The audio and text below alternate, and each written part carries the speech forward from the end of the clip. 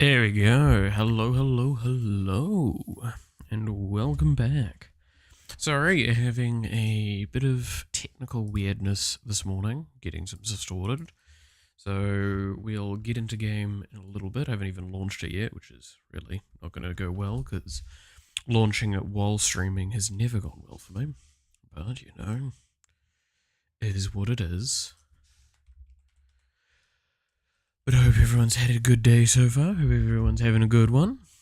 Alright. No, I do not care about the fucking collaboration thing, Twitch. Nobody does. Can I just...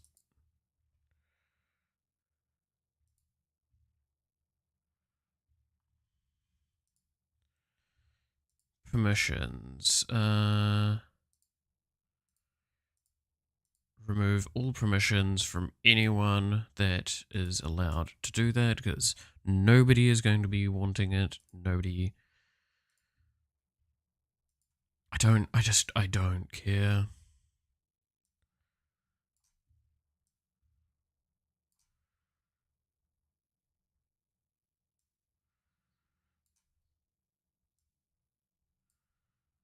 Alright, sorry again. Having to save that.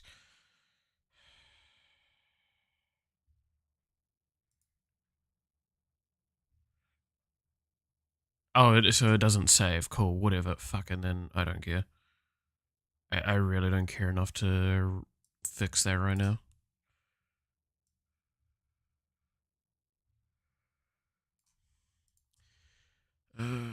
Good old Twitch introducing,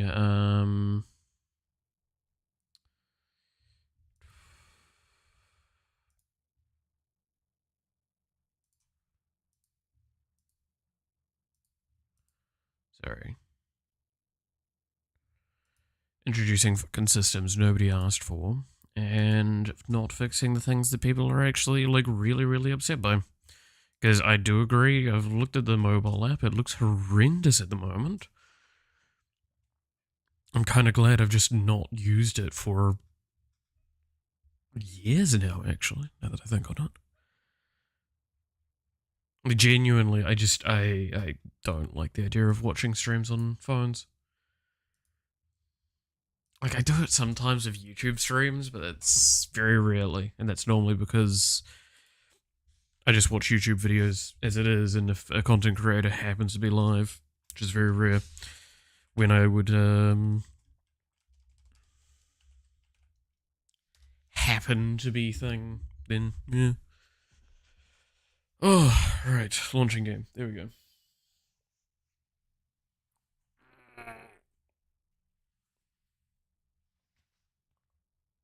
Oh, goddamn. I am. Oh.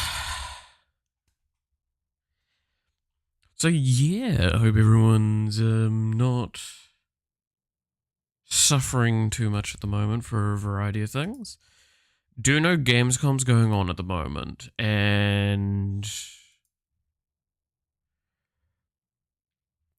let's see.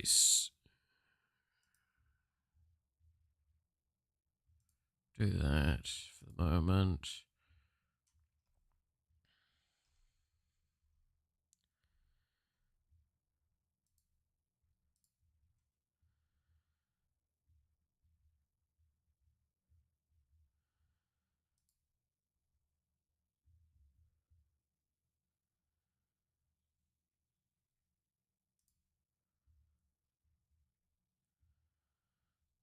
Okay, cool.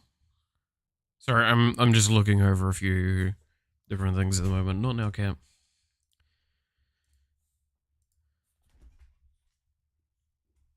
When I said not now, god damn it.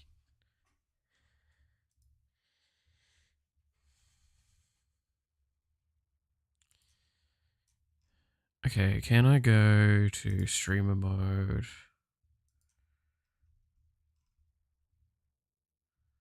God damn it. Things are taking a little bit of time.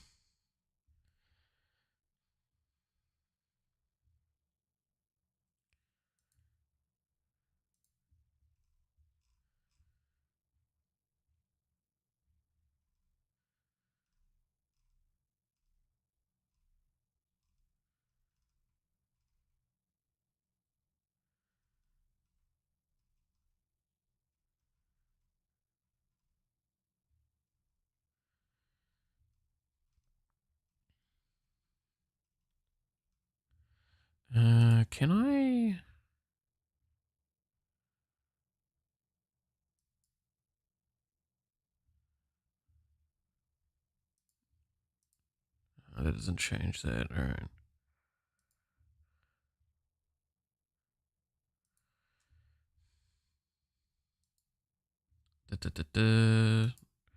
Persona, you gonna load?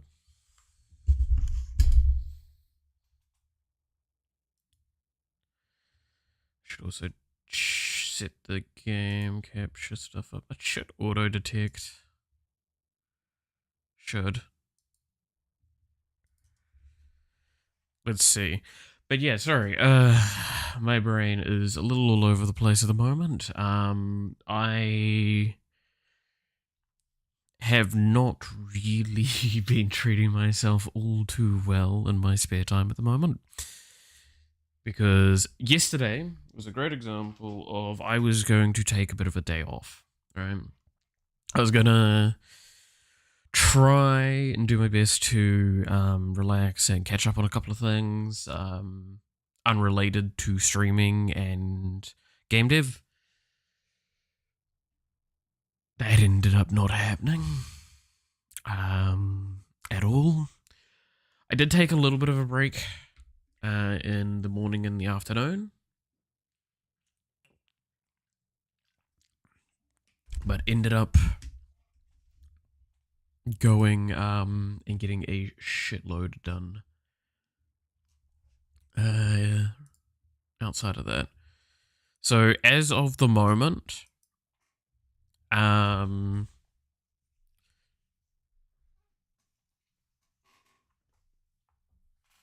cap. Doesn't know how to take a no for an answer, I swear. Well, don't look at me like that. So the game is still not loading. I'm just gonna restart it.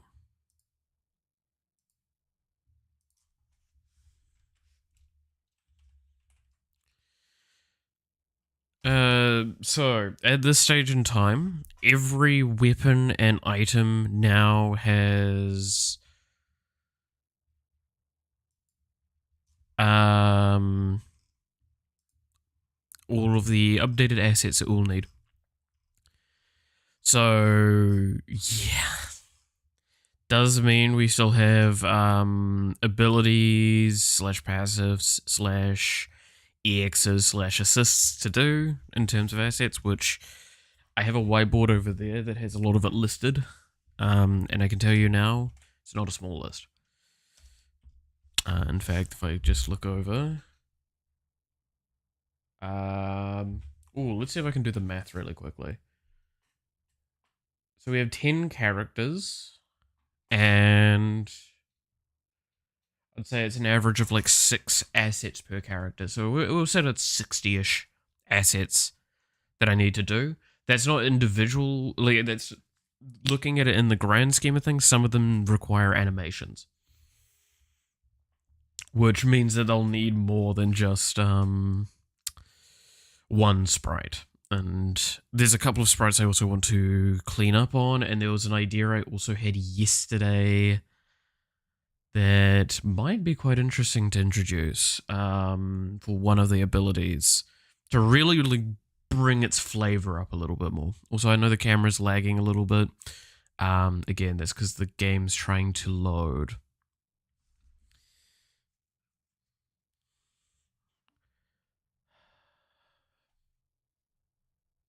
It's getting there. But otherwise, yeah, fucking... Holy shit, man. By the time of stream, game dev stream, say... It's Friday, right? When it is? So not tomorrow, but the day after?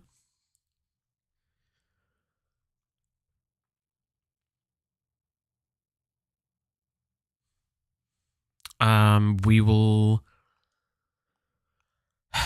have a lot to do. Oh, also, I changed how I do stream setup again this morning, which should guarantee restream works a lot better moving forward. And it actually solves a mild thing for me as well. That makes things somewhat faster. We'll see how it goes. I also have just bit the inside of my mouth, and that's really frustrating. God damn it. Why is the game taking so fucking long? And now Streamlabs is giving me notifications of, I'm assuming, drop frames? Yeah. I do know that we're losing frames. My entire computer is losing frames because Persona is really shit at loading when I'm already streaming. Which is why I typically do it beforehand, but I didn't do it today because I'm a dumbass.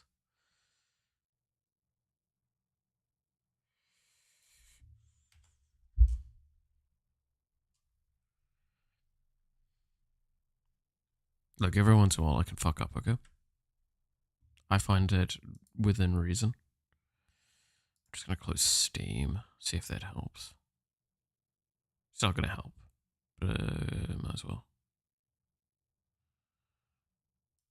I've been playing a lot of, it was a Volcano Princess at the moment. Great game, that. Been really enjoying it. Oh yeah, GitHub's still open. GitHub's only pulling memory though, that's fine.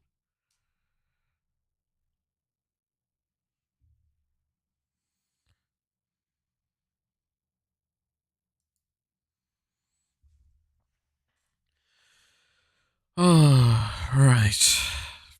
While we wait for the game to load. So how about we go over some stuff towards the game dev stuff that I've been doing. So there's a couple of things I can't talk about, as per usual. Ooh, I see a loading thing now. Nice. We're getting somewhere. Means I'm over probably the initial hump. Streamlabs has not detected the game yet though. Good on it. There we go. Now I told it to. Ah, now we have proof that the game is actually launching.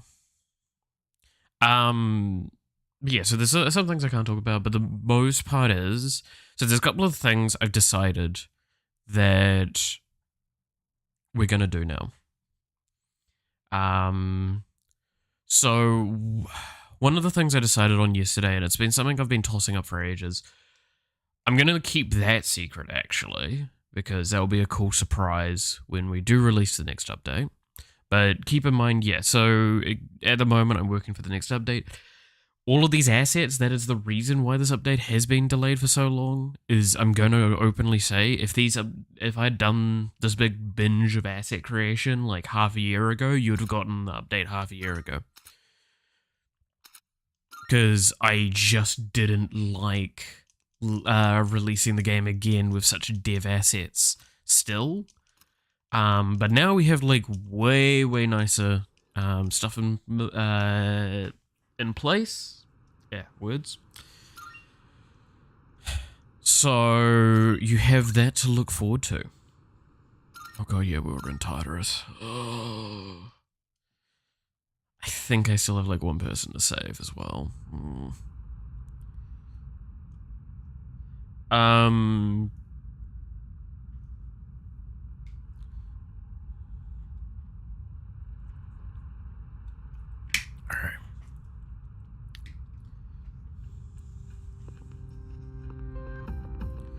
So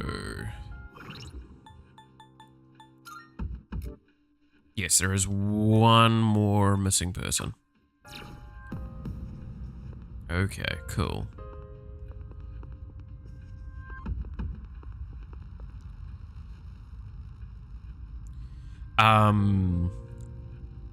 But yeah, like I'm kind of glad that it's taken this long in a sense, because the game does look way better for having taken this long to get to this juncture of the thing. Like, It's one of those, like, I don't know if it's a good thing that it's taken this long for the update, but now the game's actually at a point where outside of, like, just general cleanup of some scuff off the sides, We're doing well. and other systems like that, I just don't see a way that it doesn't stay as it's going. Oh, one executive decision I have made, and I'm gonna start doing the cleanup around it. And I know this might be a little sad to hear, to an extent, but I've decided to move away from the, what's it called? The balancer, the in-run balance system. My reasoning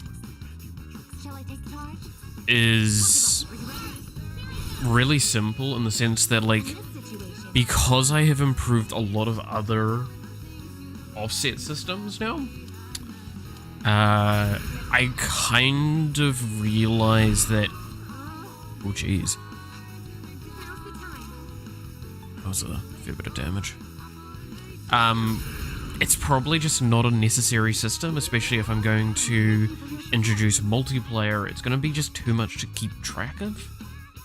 I do really like the system, and I'm going to rip it out and put it somewhere for future reference, because I genuinely believe it more than has its place in a game. In fact, I still think it has its place in this game, but I don't think it should be the default. I feel like maybe once the game's a bit better designed and well-rounded, we can reintroduce it maybe as like a, I swear I had Arcana Burst when we left last time. Am I wrong? Okay. That threw me off a little bit. But like, I think I will add it as a modifier maybe. Alright? And I will add a more complex system around it. So it will be like a really, really interesting modifier that could potentially turn up. Because I think at the moment, the game space is very heavily leaning towards a lot of my interesting ideas need to be shifted to modifiers and not to general gameplay effects. So wind, dark, light, fire could be the options, and lightning is for that.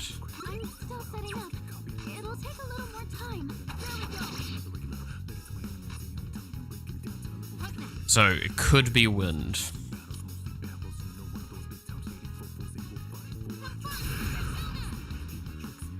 Ugh. Hey, that's just unfair. It's not wind. We don't know if it's fist on that one. Can always try it out. It did not. Okay, so we know that one's lightning. Can always try dark. Looks like it might be.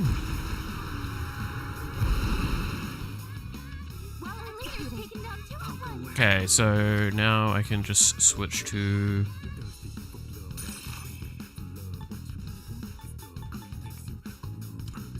this. And there we go. Oh yeah, no, we started up another run because we left the previous one because I was sick of it, and then we got another person turn up. That's right. I'm now remembering things better.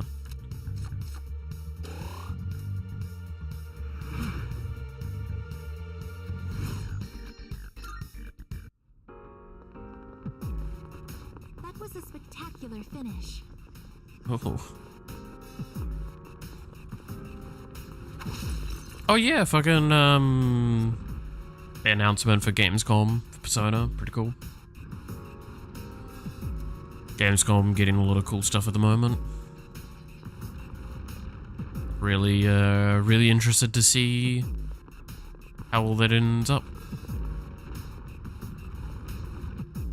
I'm gonna have to like do a big go through of all of the announcements or something like that at some point, aren't I?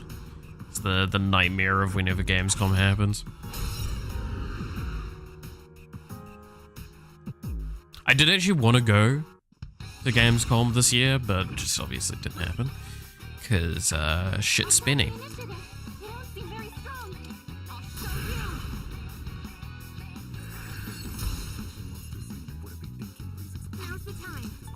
But I do want to go to Gamescom one time.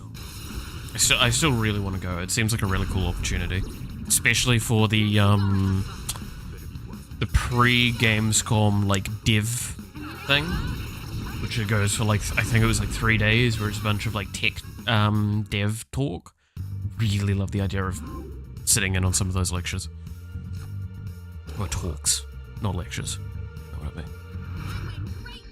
Again, that massive nerdy side coming through a little bit.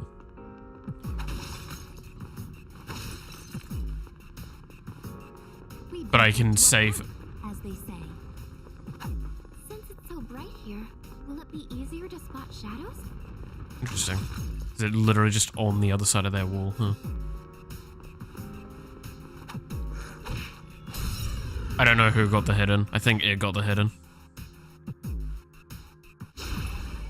Yes. But these are Dark Week from memory. So I just need to get to the MC.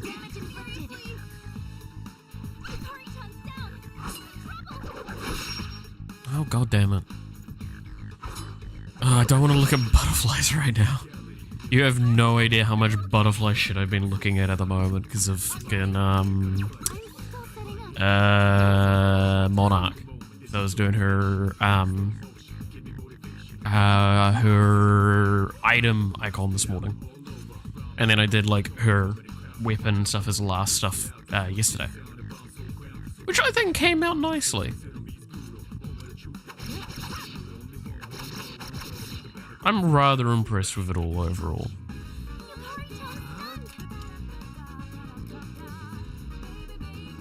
It was that one, right? Yep.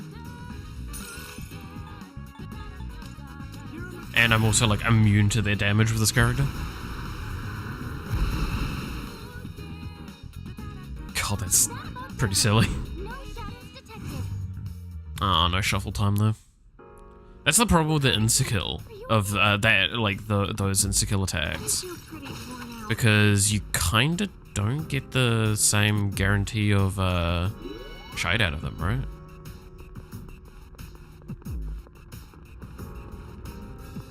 We don't see that kind of chest often. Ooh. These were the Wind Week ones, right? For a moment there, I thought she was about to fucking crit it. Crit the goddamn boulder thing. Oh, God. So, I've been recently watching, Terrorizer and Nogla's, like, React channel recently. Which, it's just been fun, because I remember them, like, years ago. I don't know, like 7 years ago or something like that, I watched a bit of their content. And like every once in a while it comes up, and then there was the fucking controversy ages ago as well of the group that they were in. Stuff like that. Anyway, point is, I've been watching their stuff recently, and there was something that got brought up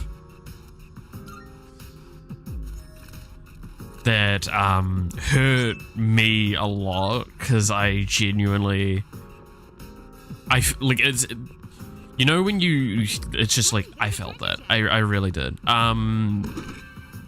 Brian, or Terrorizer, was talking about how, like, why he believes he's immune to, like, pretty much all fucking bullshit that people say on his streams and on Twitch and all that. And honestly, I kind of get why. So, he had a message. This was back when he was, like, single-digit streamer. So, kind of my area. And something got said in his chat that, like, I'm pretty sure if you act like it's one of those few things I think would actually get under pretty much everyone's skin, right? And it hurt me hearing it, and the fact that he's like, and ever since then, no one will ever be like capable of dealing psychological damage with their shit. Was, dude, why the fuck are they're fire, yet they're fine with all. Alright, fine, sure, I'm just fucking punch them. Ah, yes, punch the fire. Oh no, it's just a critical, okay. You know what, fucking do it again. Sorry, this story is getting all over the place. The message he had, so to explain it, no one was really chatting, he had like 7 viewers. He had his chat positioned even more, like pretty much how I have mine, in a sense. So you can clearly kind of tell when I'm actually looking over at chat for the most part, like I'll flick my eyes maybe sometimes, but the majority of the time, if I'm actually like speaking to chat, I'll turn to my monitor that has the chat on it and read. And he was like playing, he's playing. He stops for a moment, looks over at his chat, nothing's there, gets back to playing, looks back at some point, and then just... There's a message there that just says, stop looking at chat, nothing's happening here. And like, it's not gonna change. And it's just like, Dad, that's just not, no, you can't do that. That's mean. So yeah, if you ever really want to be an asshole, and probably get removed from my channel, there you go. Deal heavy strike to all enemies. Deal weak strike 1 to 2 to all. Do I want weak 1 to 2 times, or do I want heavy 1 time? Honestly, I'm probably just going to replace Cruel Attack. Because Cruel Attack is medium pierce once to a single target versus weak 2 to 5 times. And I'm pretty sure we can get a better myriad of arrows at some point. So I'll get rid of Cruel Attack. That's just the better heal, right? Fully restore versus moderately restore. Which I do like, just having her with the, like, single heal.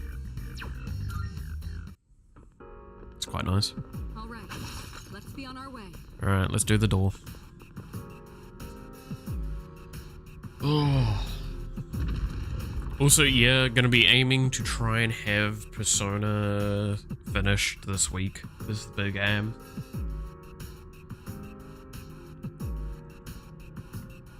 Because I want to remember this game fondly, and I'm starting to get kind of tired of playing it. Let's do this. It's, I don't know, it's just a little too repetitive in the wrong places for me. And I've talked about this before, like, I think if I was to compare Mementos to Tartarus, you can see where, like, the learnings came in for the game, right? The amount that they learned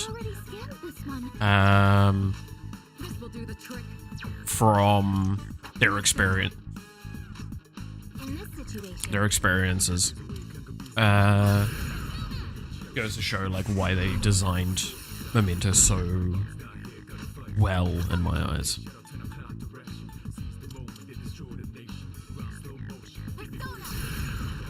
So yeah, no, I really want to like stop so I can go play other games. Because that's the other point I do want to make. I'm probably not going to play many games until this one's done. I think that's understandable. I don't know.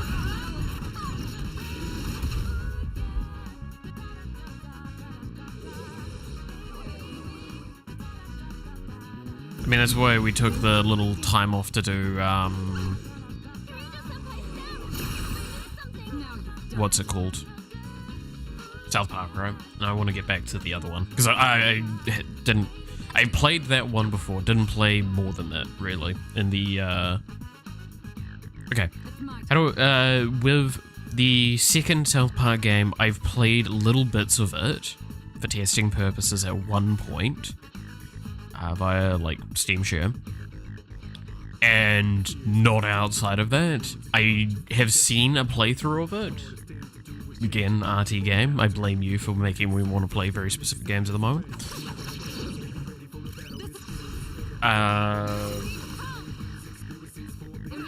But yeah, I mean, like, that's why, oh my god, I really want to play Hi-Fi Rush now. I've been wanting to play that ever since it came out, and it is on... Or, yeah, I believe it's on Xbox Game Pass, so I can actually play it, and I have been able to play it since it came out. But God, I want to play it now. I, like, actually seen the gameplay, because that was always one of the things, is I kind of always avoided that, because I never had a content creator that I followed that did it.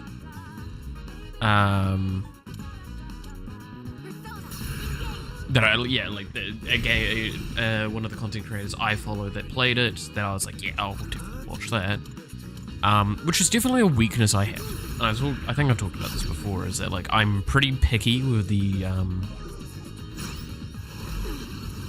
people I'll watch.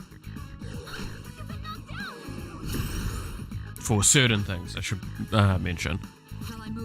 Because I'm either, like... How do I best describe it? I'm either, like, hugely going, like, I really hate watching this person play because they're playing significantly worse than me.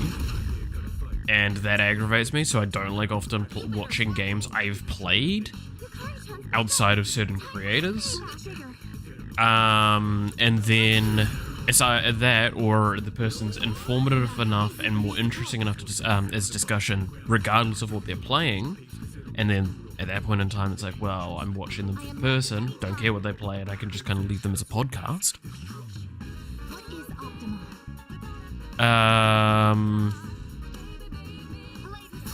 Or they're better than me by a significant margin, or they play a game that I want to play but don't want to play at the same time. One of the examples of that is like the Hearthstone ones that I watch. It's my way of not fucking playing Hearthstone.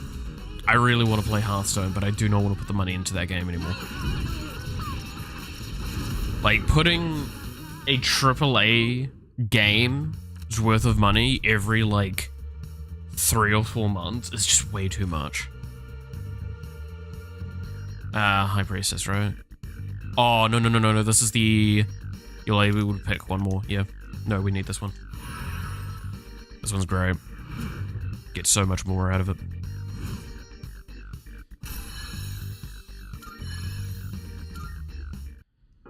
But yeah, like, RT Games, someone that, like, I watch for him. I don't really watch for his games, but, like, he's adequate enough at games that it makes up for, like, it makes it so I can still watch, but he's also just really funny and interesting as an individual, so I just watch it. But, so it covers over his bad gameplay, which Hi-Fi Rush was a great example of that. He's not a rhythm individual. He's very, very clearly stated this many a times, and it's fine. It's a fun game, and he was able to play it regardless. So I don't think there's anyone that has a good argument as to hating on him for that. I do find it really funny that even he hates on his ability to play rhythm games, though. So it's not just, like, chat being assholes.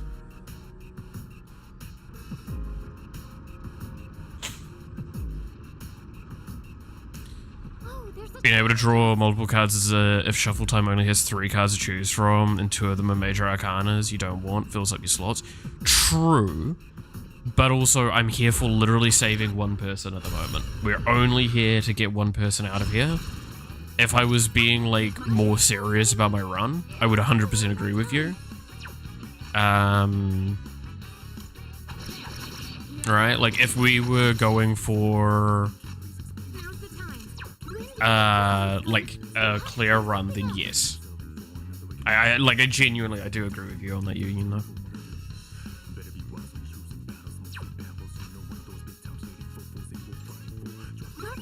that was darkness is the weakness.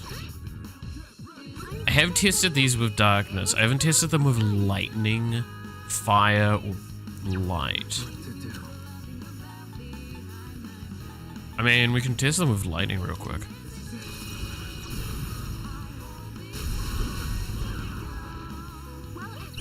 I will also say at the stage we're at with how many things we have, it doesn't really matter how much we save because we've got like, how many fucking things can we actually have access to? Before we even get to burst, like you kind of just gotta push. Because burst is just work. Let's see. 1, 2, 3, 4, 5, 6, 7, 8. Right? So we need like 7 more cards, and there's more than 7 in the pool, but like, you're gonna take some stinkers.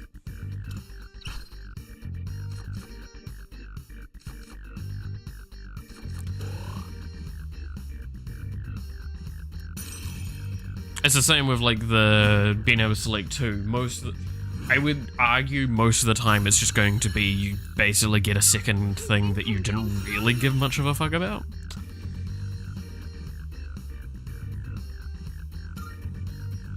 Fully restore 1 target. Do I still have a single target heal on this character anyway? No, because I just want the AoE heal. Made a point to save scum. When I got a card, I took the next teleporter back to base, save and reload if I draw a bag. That... see, I feel like that's what you do if you are going for, like, the intense run. I don't think that's a wrong thing to do, but I just feel like there's so little reward for doing that in most cases that I don't think I would do that.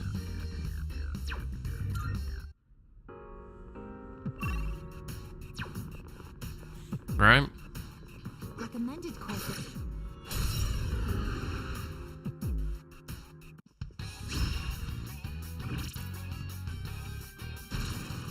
I'll be able to scan the enemy soon. Ice, physical. Okay. Shall I move to strike? How about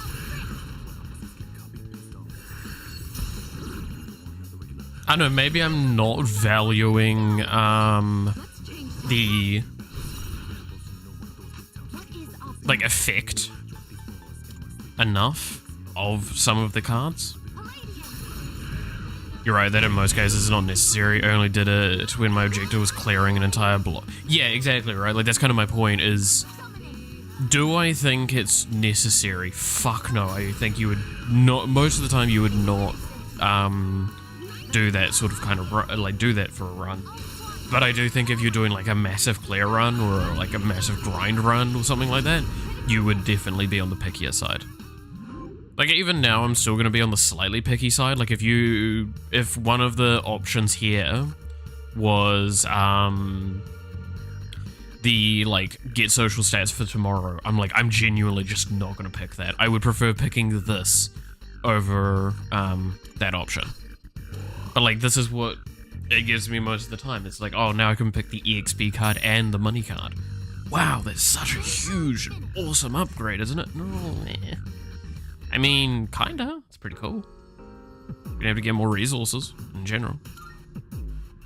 But also, money in this game really doesn't matter. Like, ironically enough, I make the joke... Oh, well, no, I don't want to do that. I make the joke in Persona 5 Royale a few times, like, money is just obscenely easy to come by. But, like, at least in that game, there was fairly consistently stuff to spend your money on, right? Like, sure, you definitely made significantly more than you spent. But you also did spend quite a bit. Like, I'm gonna be honest, this game could have actually benefited from giving you a little bit more money. smoother of an experience and just got rid of a few things in Tartarus, and then actually made you spend money on the travel, like they did in Persona 5. And I don't think that would have been a bad thing, and it would have really helped add a couple of things. And I think that's something they could have done in the remaking process of it.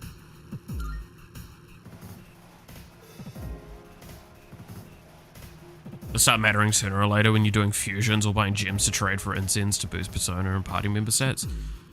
True, I will give you that.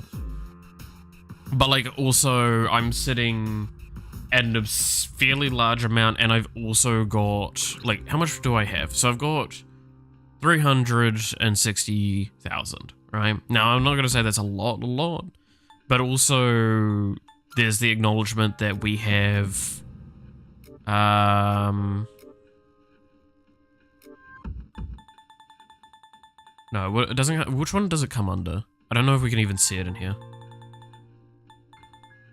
Ah, yeah, we can see some of it. It's literally just stuff that you can sell. Like, we've not been selling that much. And then there's also other equipment that we could sell. And I'm not being super intense about getting my selling and, like, making sure I'm getting all of the items as I go to sell. Because I could be breaking the things more often as well. I don't know, it's one of those many things of, may seem like a lot, but in my case, it costs 128,000 just to summon one persona. Yeah, it sounds about right.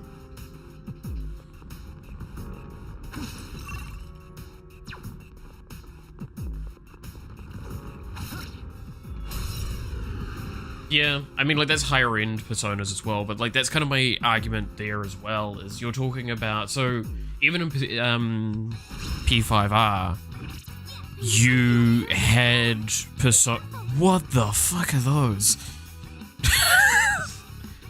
I'm sorry, can we just talk about this man's fucking amps?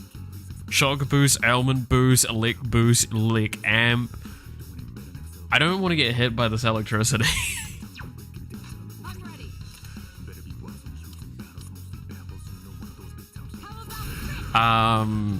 But like, yeah, that was also the case in P5, just P5, I think you could get away with not worrying as much because the Mementos runs were smoother. I mean, I think this has been talked about several times on stream. I still think there needed to be an insta-kill, like Ryuji's insta-kill added to this. I genuinely feel that would have made this game feel a lot better, and it would have made Tartarus feel significantly better.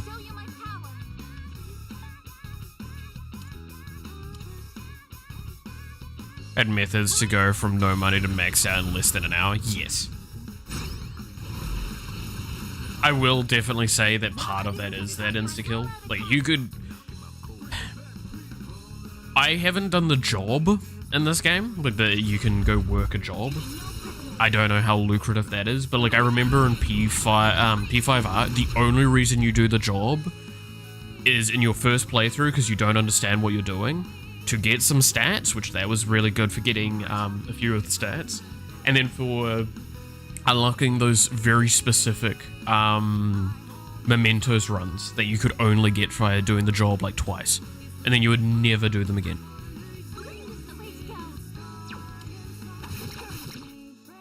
Right?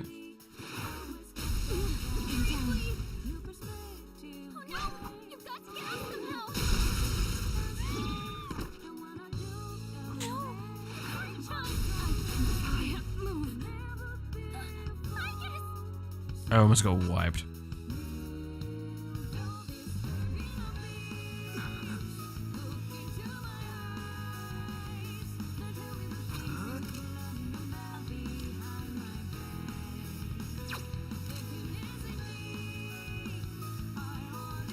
Do I have a really good wind attack?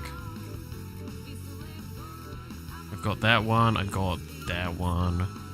Weak to wind, weak to all, weak to single. Weak to one, weak to all. Well, I mean, I could probably just switch to this dude.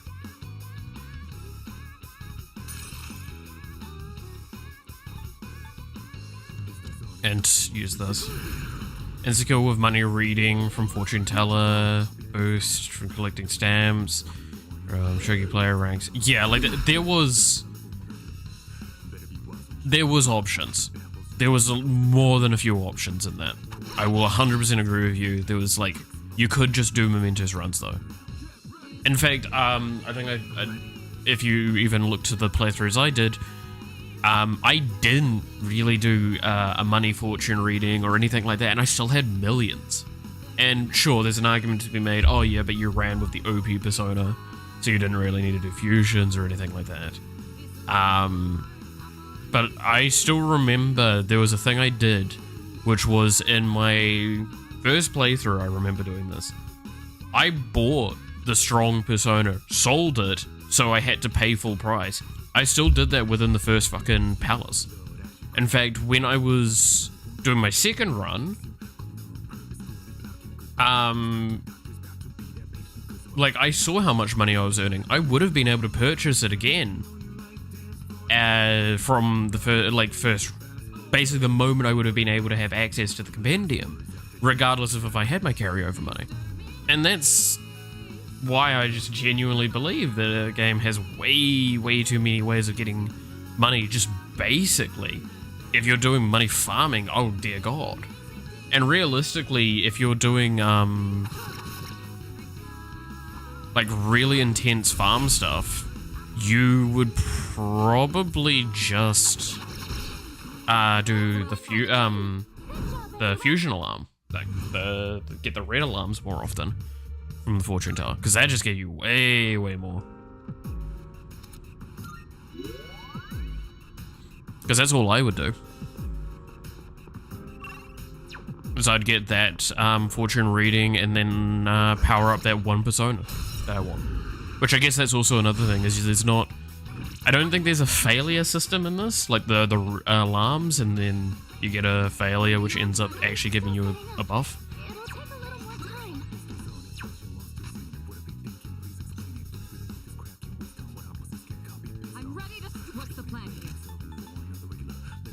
Maybe I'm wrong.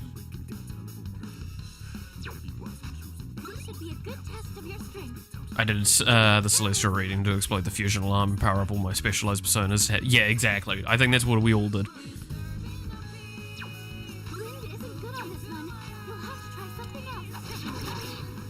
Like, I genuinely would be surprised if someone, if people told me they didn't kind of do that by the end of it. Especially if you did, like, a second... If you're doing your second run or something like that, you 100% did that. Do not lie to me.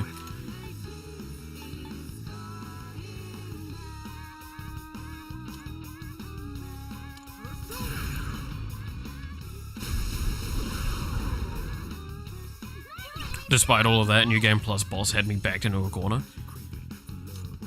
Which New Game Plus? The final one for Royale?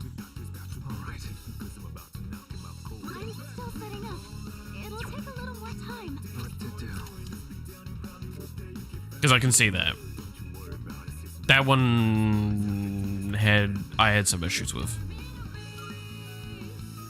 Lie weak to all.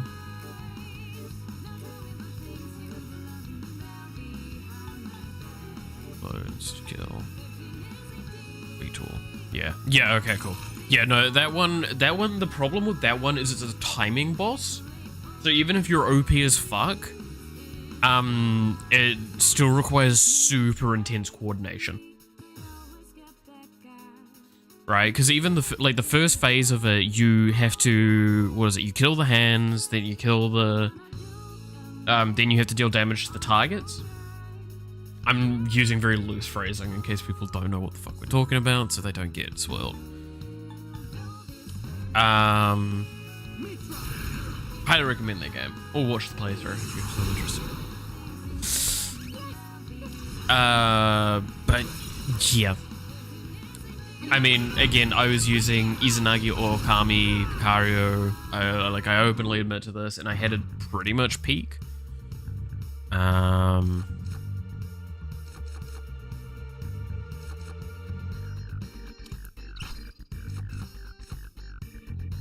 Have a look at this dude.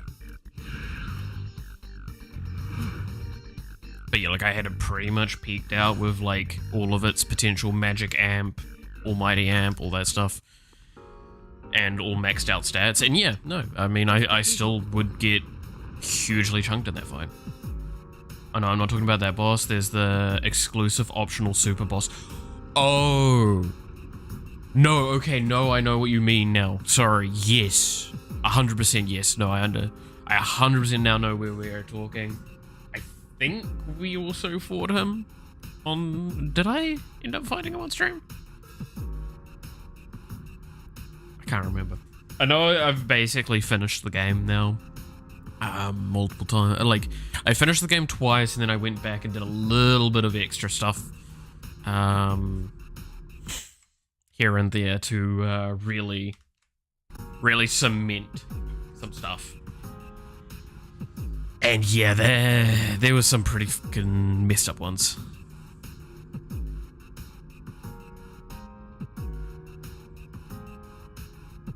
But yeah, no, I highly like.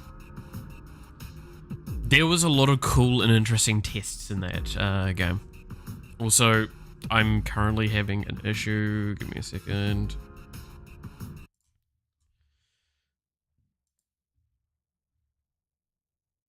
It's not him. No. I'm not thinking of him. Though that one was kind of rough as well.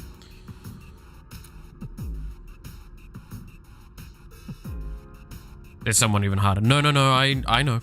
I mean, there's also the other challenge things, right? As well, the unique challenges that you can do, where you actually fight the MCs. That was cool. Those were rough. I still, to this date, if I was to ever go back to that game, I would just do like an entire run before I go like properly play the game, where it's just getting like the jazz club opened up and maxing out the stats of all the characters.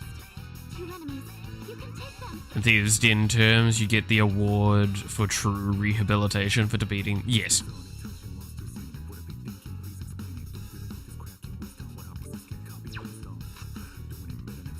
These are gonna be immune to fucking ice. I bet.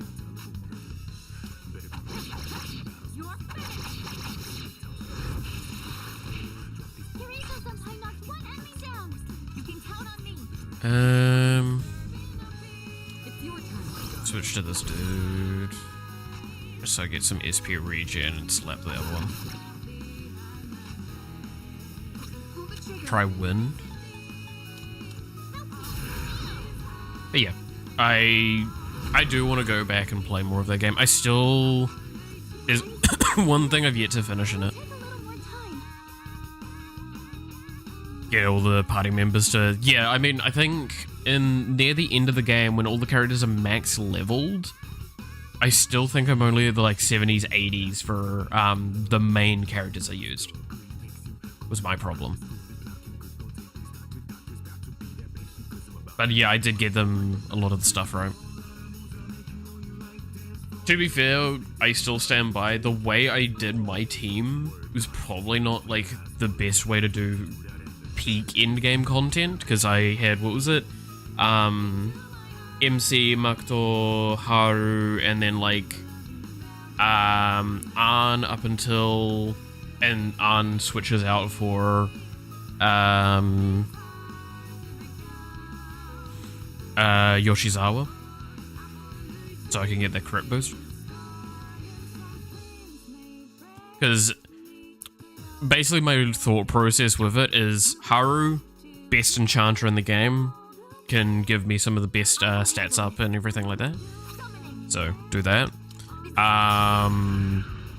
Makoto is a good bit of damage and like effects that she can apply, and then also a good off healer, and then just the last one is an off carry that also has some buff stuff. Which I know is probably not the best way. I mean, my immediate thought is like Star Rail, right? Where if I look at Star Rail, you can play it that sort of style where you have like a healer, a like amp attack character, an off carry, and then a main carry. That team's probably consistent, but it's not the best. The best ones are like all carries or one carry and then only supports that amp the damage. But Persona doesn't really work well with that kind of concept because the buffs last multiple turns and you can only buff like everything once. If you could multi-buff it like in Pokemon, holy shit, then there would be a different argument.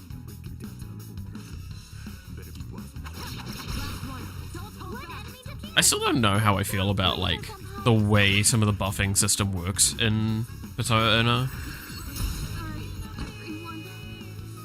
Goodbye, I guess. I think it's still, in a sense, like the way the teams comprise is one of the more like one of the parts that I feel like there could have been a little bit better attention to detail, and I think that in both games that I've played is that like when it gets to a later stage of the game, does it really feel like you actually have an interesting and like well thought out choice for who you have as your team? In this game, less so than in Persona. In Persona, I could make a few more arguments as to like different setups, especially if I wasn't just running the MC as a fucking giga carry with one of the strongest things. But did you ever play Strikers or Tactic? No, I did not. I do kind of want to play Strikers because that's the 3D like real-time combat one from memory, where everyone lost their shit over Yusuke because he fucking turned into Virgil. I can't remember enough about Tacticia though, but I do remember people suggesting I should have a look at it. Hello there. Strikers was a 10 out of 10 game for me, one of the best games I've ever played. Because isn't that an alternate Semester 3 as well? Oh, there's a treasure. Because Persona 5 Royale is semesters 1 to 3, because the base game is only semesters 1 to 2. And then that one was also technically semester 3, so it kind of conflicts with it in terms of universal story. I think it's technically considered a different universe.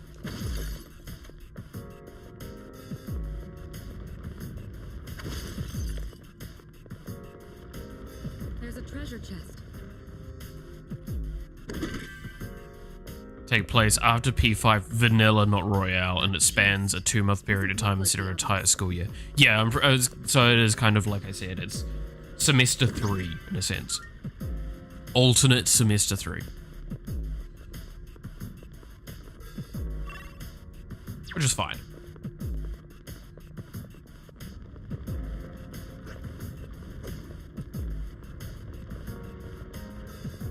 There's a shadow.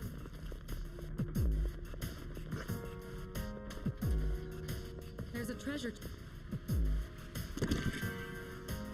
But yeah, I'll definitely want to look at it at some point. I mean, when I looked at it, I will openly admit the first thing I thought of was Neptunia games, which I kind of want to play those as well, again. You have no idea how badly I want to go play fucking Neptunia games. Powerful enemy spotted. Please be careful. And before it's asked, I own like 90% of all Neptunia games, if that gives an idea of what kind of person I am.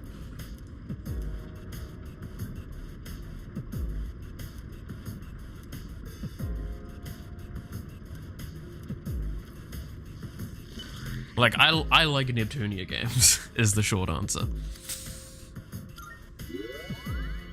I actually have a few of them that I even have the final achievements for, which is... Oh my god, can I just mention how much I still think Rebirth 1 final achievement is so fucking excessively rough? Because it's just a time sink to get it. Strikers is more comparable to Kingdom Hearts or FF Rebirth in terms of gameplay style. You can't mindlessly hack and slash. You have to observe enemy patterns, dodge. Yeah, no, that's what I saw when I actually looked into it. But immediately my thought process was Neptunia, just because maybe, okay, this is very much likely just a me thing, but whenever I see like JRPG and third person with like combat and stuff like that, and enemies positioning, all that stuff, I immediately think of Neptunia and its turn-based system, not real-time combat ones, which I know are like your Tales games, all of those, which I know is probably way more commonly what people think of when they look at those games. It's just a weird thing my brain has with the immediate reaction to JRPG and that concept. And that's, I think, partly because I grew up on Final Fantasy, like 1 and 2, is how I looked at games, and like, it's just, turn-based is what makes sense in my head more. I don't know.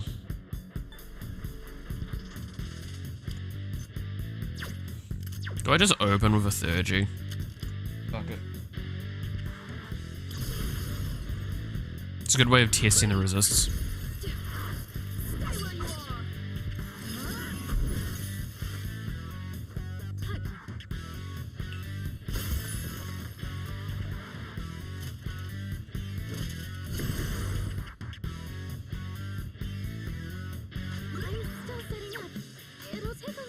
So these might just not have weaknesses, which is fine. It's fine. I swear it's fine. It's not fine.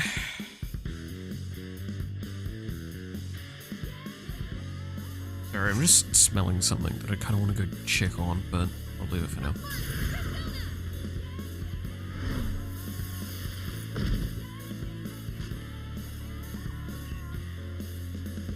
Do you like to go for complete compendium completion when playing Persona? In P5 Royale, I have not finished the compendium. Not 100%. Very far, though. If I was to attempt that in Persona 3 Reload, I'm pretty sure I would never want to play the game.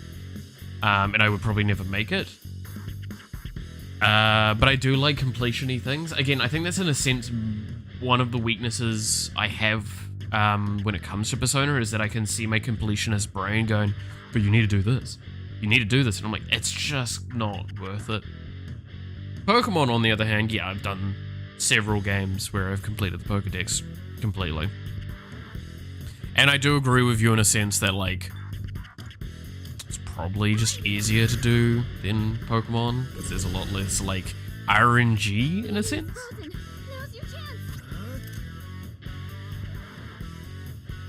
174. Yeah, 174 is not bad, but it's also like... Okay, so if I explain it in this way, maybe it will make sense how my brain's looking at it, is that, like, is it hard to do? No. However, what it would be is me literally having a sheet on my fucking second screen, and me going, okay, so now I need this one and this one. Here's... Okay, and then I need... Oh yeah, this is that one. And it's that doing it for hour, like an hour or two. I know it's going to take that long.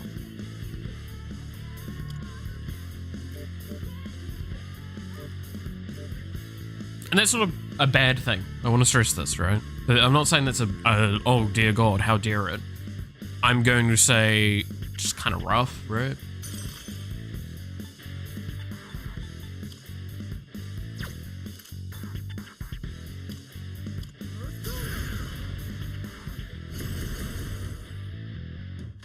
And I think maybe there's a sense of, like, that being boring to me.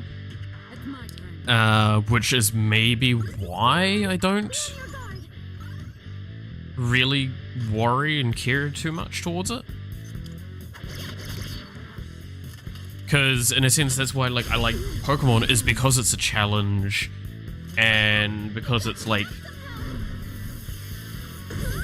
a thing that I feel like I have to constantly grind at, and it actually feels a little bit more organic, whereas Persona, it's not as hard, but it's also not as engaging in my eyes. In my eyes, again, hand up here, you can disagree with me on this, and I would 100% think that's a reasonable point.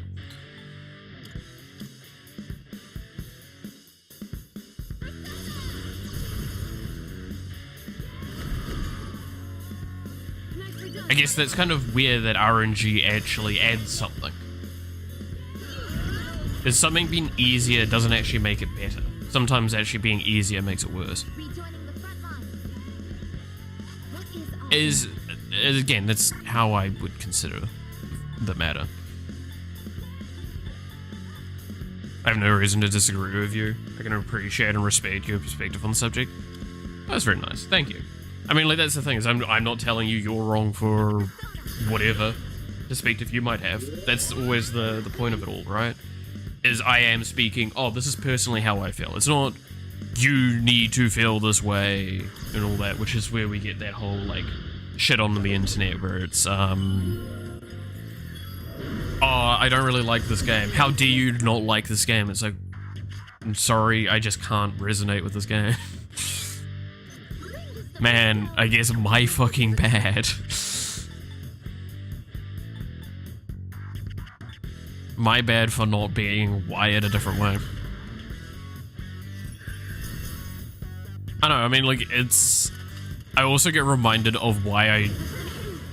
In a sense, this is also why I avoid gacha games, because my brain is going, no, you need to collect that character. Like, Star Rail has tested my patience enough now that I'm, like, much better mentally than I once was. Because I used to be very mentally weak to that stuff. Just look at my spending in League of Legends and Warframe, and you can immediately see that is how I used to be.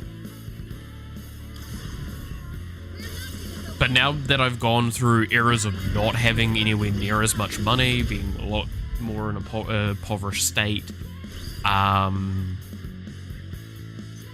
having a few different, like, situations where I've had to, like, really think about things, I'm now at a point where, now coming back up to having more money again, I can be a lot more reasonable and move away from that stuff a lot more. So, in a sense, I'm now growing away from my collector mentality, which is really funny to me.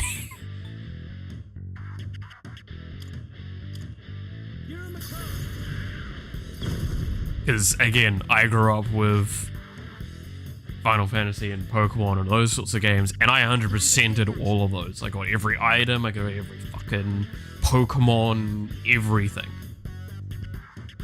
I still remember the first time I played through Final Fantasy I, I struggled with the final boss. And I was like, damn, this fight, like, I have a very real... I had to save... The save I had before it is probably my most reused save in all of Final Fantasy games combined. Like, by a long shot. But... And this is the fun part of it, right?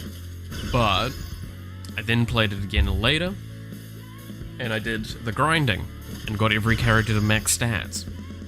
I killed it in like 2-3 turns. I was like, okay, I remember this being a little bit harder. For me, I see fusions as a puzzle to solve, as well as pieces of a larger picture. Fusions are more personas made from, make more resources available.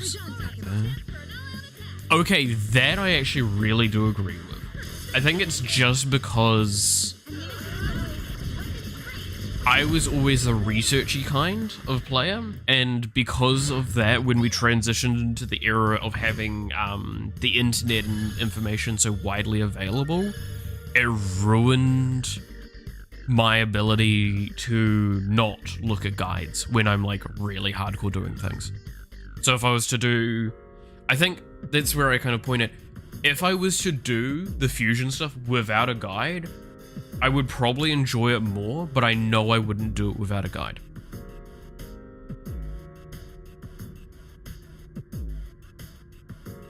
right?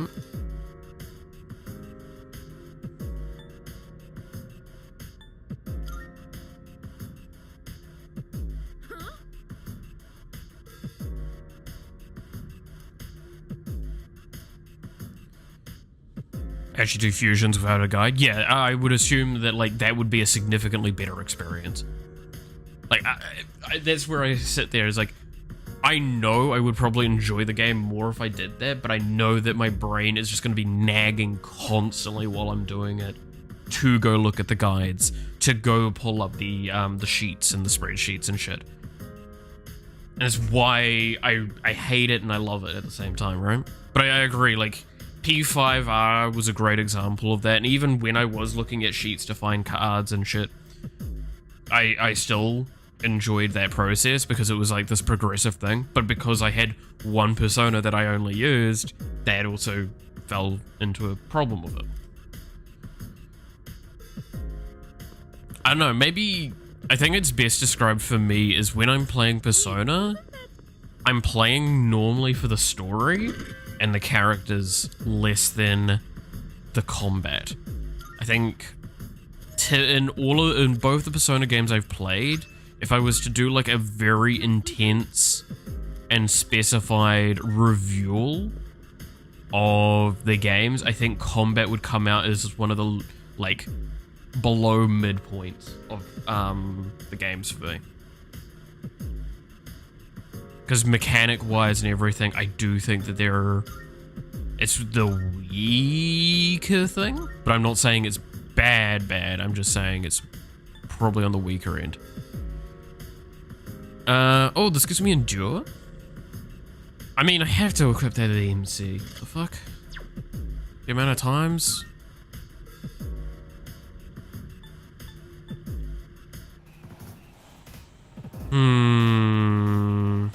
I kind of want to keep the Invigorate on. Invigorate's just too good, especially on her. And that's also Invigorate, and doesn't equip anyway. Okay.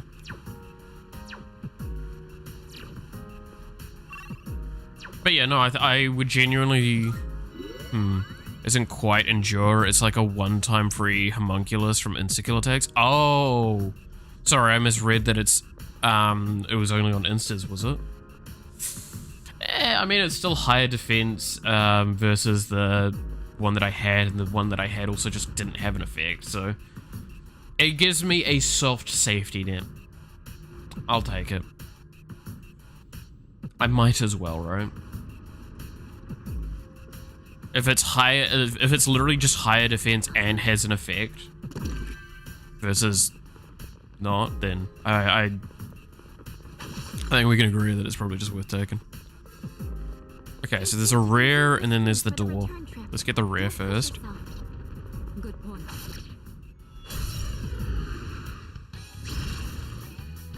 We caught them by surprise. A rare enemy. It would be great if we can defeat it. Lightning, and these were ice, right? Yeah. Vessalea.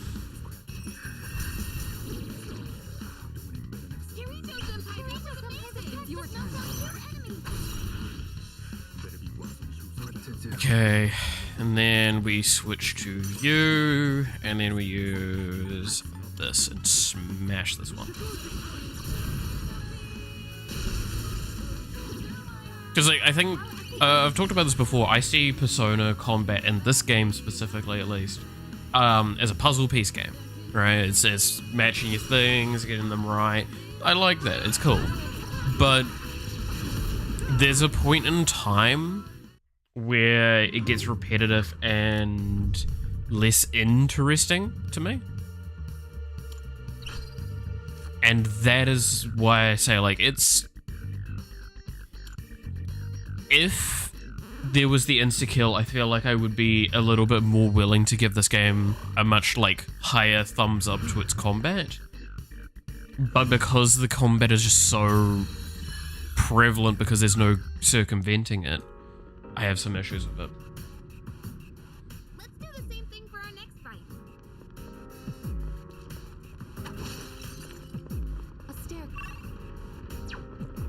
Okay, so there's the staircase, so we need to go to the door. That's right.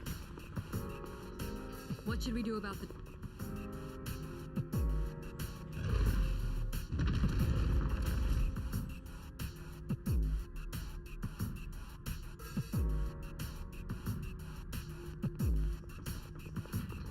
I mean, that's also why I kind of dislike the bosses that don't really have a very, like, have weaknesses. Because it feels like I'm just, oh, it's a stat check. Let's do this. Which is ironic because then I look at Star Rail, which has a similar idea, philosophy, I guess, Let's stay focused. that I feel was executed in a more modern fashion of this kind of elemental resistances and weakness thing. And I think that was actually a really cool way of doing it. I think that something like that in Persona would be interesting. It's like a degenerating bar that would knock them down instead of just immediately getting hit by the weakness, and then having ways to circumvent that sort of stuff and actually allow you to deal damage to that weakness bar. But there's also like, is that even Persona still at that point, right?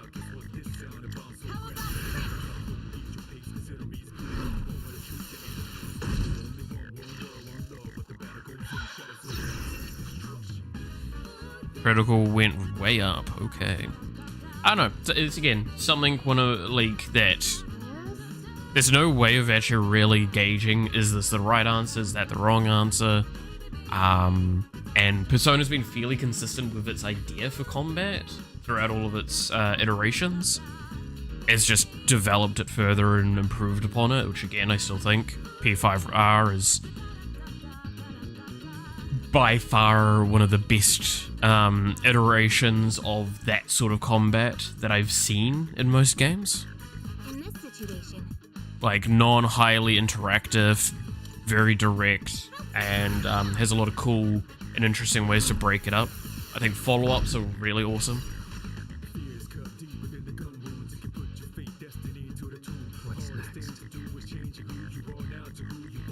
For bosses that have a weakness, you can knock them down with fire. Isn't there usually a trade-off where they have some kind of other gimmick that might be troublesome obstacle for you? I mean, I'd be down for that. Give me a boss that you know what I immediately think of is the dice that Aventurine has when he turns into his thing in Star Rail. Give me combats like that, where it's like, okay, the boss, they have thing here, that means you can't attack them, and you have to interact with this mechanic. And it's not like a weakness battle, it's a, do this, if you get the number high enough, you get a reward, if you don't, you get a detriment, or damage, or whatever. That was cool, I liked that in Star Rail. And they've done that kind of in this a couple of times different ways. I'm not saying directly that, but like that sort of philosophy of give me unique ways to interact with my opponents, I think is the correct thing to do when it comes to bosses. Because that's the other thing I want to stress. Bosses are where you can spend that time on. You can spend the extra time to ensure they've got like these interesting and more tweaked gimmicks, whereas the general enemy, you don't have to. I mean, hell, these mini bosses, I would be fine with them just being kind of very direct and simple. You want unique challenges that could be a hard puzzle to solve. In this case, yes. Right? In the case of the Persona games like this, I think that's how bosses should be designed, most commonly. That's, I think, what the design space best allows for. That's why the previous one, where it's you couldn't fight one of the special shadows until you'd beaten the other one, that was getting on the direction of what I liked, because it also had the buffs, the debuffs, it had all sorts of stuff going on for it that made it feel a little bit more unique, but it was still a bit of a stat check of a combat, because I feel the other shadow just literally was there as a tank. Then you actually had that one that was the two combined where it was a tank and then a thing that sat on top. And you had to split them apart and deal enough damage to kill them at the same time. That one's a little bit more interesting on that side.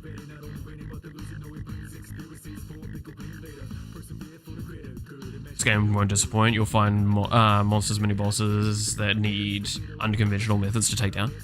Yeah, I like that. I like not being in a stat check situation that gives me something interesting to do. I don't mind the basic monsters having stat checks. Because the basic monsters either stat check or just a status thing. That's cool. But that's why I also think that they should have added the Ryuji skill. I think that's something that pretty much what I heard universally is agreed upon, is that was a system that should have been in the game.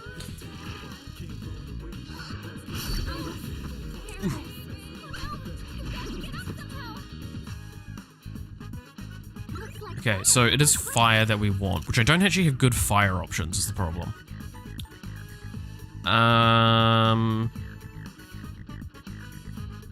Based on that damage, I'm just gonna fuck up Thurgy. You know what? That's why actually, in a sense, I don't like I think the Thurgy system was a mistake. Because that was added for reload, I believe, was what I was told. I think Thurgy shouldn't have been added because it feels more like just overwhelm your opponent with damage.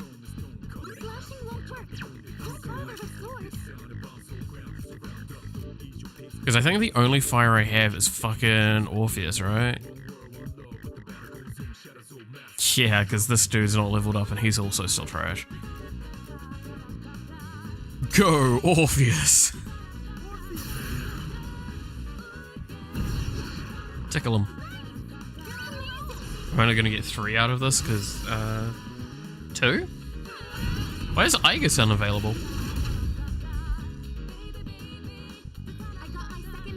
Oh, she was knocked down, I didn't see. It's true that originally party members didn't have these attacks, but what the MC did have was fusion spells. Okay, I did, yeah, no, I do remember that because I remember a couple of animation comparisons between the original and this. But the general party didn't have it. Okay. Ah, I just need to get... So I think there was an idea there, and the problem is that it was not executed in an interesting enough way. Personally, I think there was a lot more room they could have done to give a more interesting Thurgy. I mean, I'd 100% take that one, and probably that one.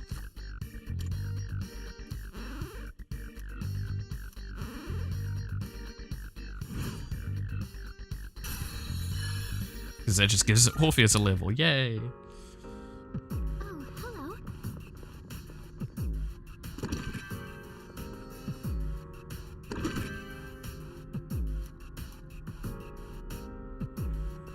I should actually quickly switch my thing back.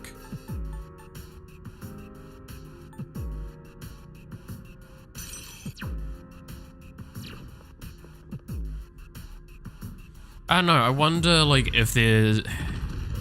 Because I feel like the space that the Thurgy concept takes up is, like, follow-up attacks and the combo attacks that you get in P5R, right?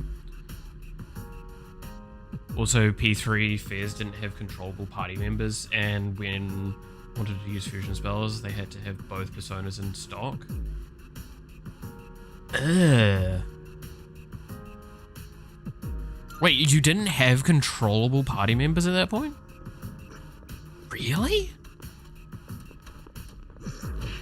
Damn. I walked a little too far and got in aggro. Wow, that... Okay, that sounds really bad in my eyes, at least. Like, that's incredibly bad of a system to have. Again, can't blame them. It was a very old game. Saying, oh no, a game that's like 10, 20 years old had bad systems. Surprise, all of them did. The most you could do with your party was change the AI settings. Ah, yeah. Pull the trigger. God, nah, that would have been bad, right? There's no way that that's a nice way to play that. I mean, you can technically still do that in all the Persona games, right? I could set my characters, I think it's in tactics, right?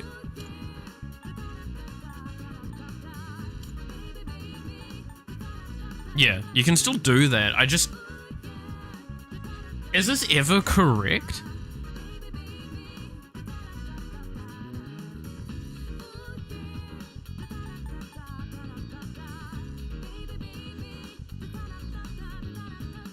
Fusions also suck because you can select... Oh, God, no. That sounds really bad. Oh, that sounds actually really bad.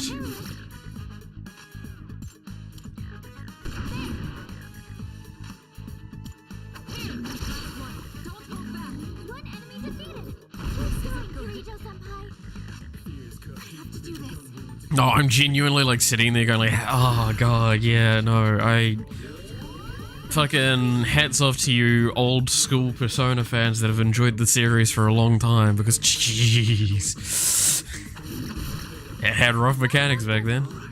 The tactics you see now are some examples, but FPS had more tactics you could unlock. And some players claim they were effective, but an argument about, yeah. Hey, there's the good old full card, which is just straight up one of the best. Like, I mean, that's the same feeling to me. Again, I'm going to keep using Star Rail as an example because it is a for character battle system where you do have some choice and stuff like that.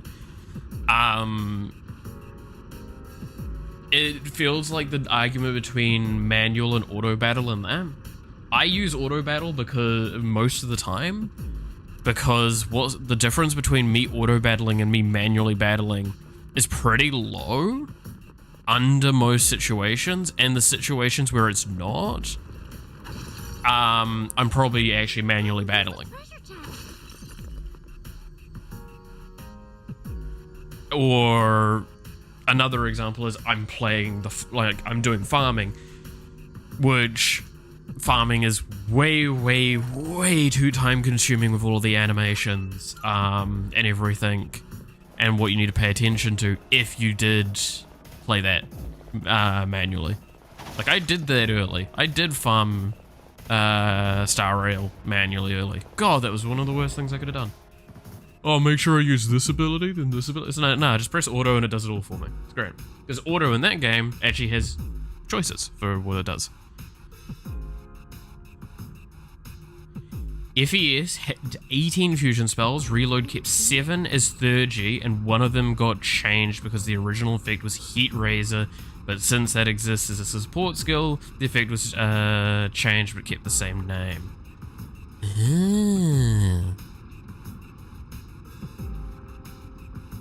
Okay.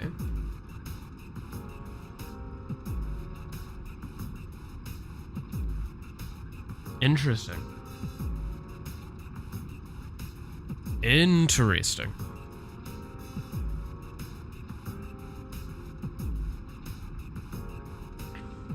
You know, I just want to say this, and I say this with the nicest intention. I bet there is a lot of people out there that like, how dare they not bring all the fusion spells back as they were. I loved this nondescript spell that basically was just terrible and nobody actually used. Did I just summarize like a bunch of Persona fans of that? At least like 10, right? I feel like we can all agree. There's probably at least 10 of them that thought that.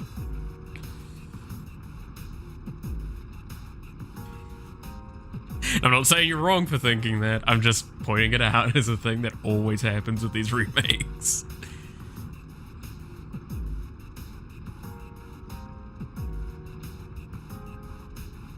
God damn it.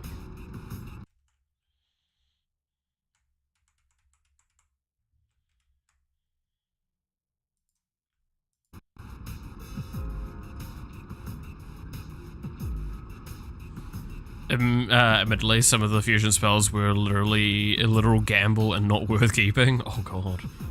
There was one in particular I wish they had kept, and maybe 2 or 3 others that to have nice round number of 10. Yeah, it's fair. Right? I actually want to stress, I think it is completely fair to have go like, you know what, it would have been fine to have a few fillers. Fuck, I could make an argument, and maybe you might agree with this, is they could have made new ones as well, right? Telling me they couldn't have come up with a completely new idea? Would that have been potentially interesting as well? It's like, what would they do for a new version of these kinds of concepts? But they didn't. Or not to my knowledge. And that's fine.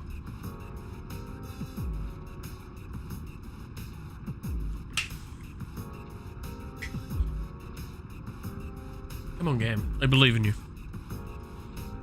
Every once in a while, the loading thing just kind of freezes up a little bit. It's annoying. It'll get there. Just have to believe, Charlie.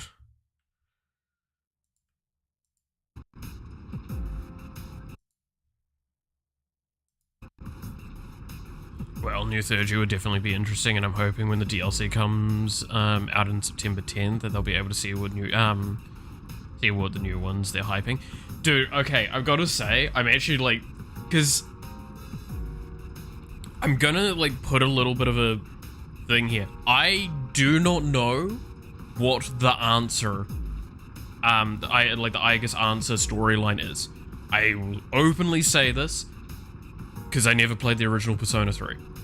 This is my only experience I've really had with Persona 3. However, from the trailer stuff I saw, I'm like, I probably should not be looking further at this thing, because I believe it is a semester 3 situation. Yeah, it's an epilogue chapter. And I'm pretty sure I got spoiled for the ending of this game via it. I do not want any confirmation of the things I'm about to say. I'm just going to lay them out as what I saw in the trailer and why I'm a little like, I understand that that's got to be in the trailer and it's fine because it is a remake in a sense, but I'm a little upset as someone that doesn't know these things. But I'm pretty sure I can tell that something pretty bad is going to happen to the MC by the end of it, which makes a lot of sense based on the theme of this game.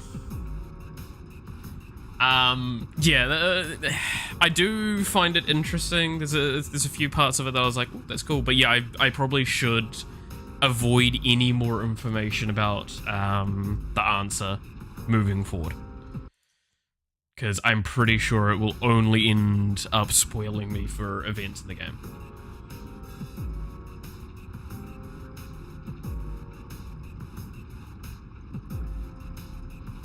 But I probably will play the answer when it comes out. That's kind of also another reason is why I want to be done now, so we can take a nice break from it for a little while and then come back and play it when the answer's out. Which I'm assuming the answer is probably going to be fairly short. I'd hope.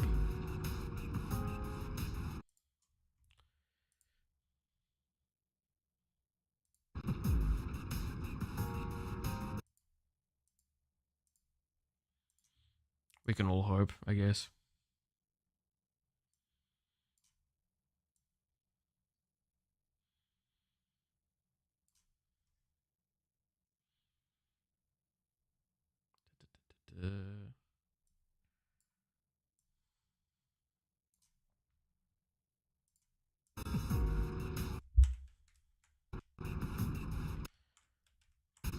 Without spoiling anything, the DLC remake will have quality of life improvements that will make it better gameplay experience than the FES counterpart. Cool. I mean, I'd assume that it's just getting the same treatment that the game got, right? Between Reload and FES, but for that specific thing. Which because if I remember correctly, there's 2 main DLC expansions for Persona 3 that were like, people were going, holy shit, if you do not include this, we will break down your door. Answer was one of them, and then the other one was the female MC, right? Because a lot of people really liked the female MC because it actually changed a good bit of the story and the way you interact with a lot of characters. Which I can see the reasoning, especially knowing that, like, I do think Persona has the mistake of not giving you that option. I think Persona would be an interesting game if you did have that kind of thing. I don't think it should be a cookie cutter, like, no matter what gender you chose, it doesn't really change the overall things. I do think it should change things. That's why, hearing that, I was like, okay, that does sound cool.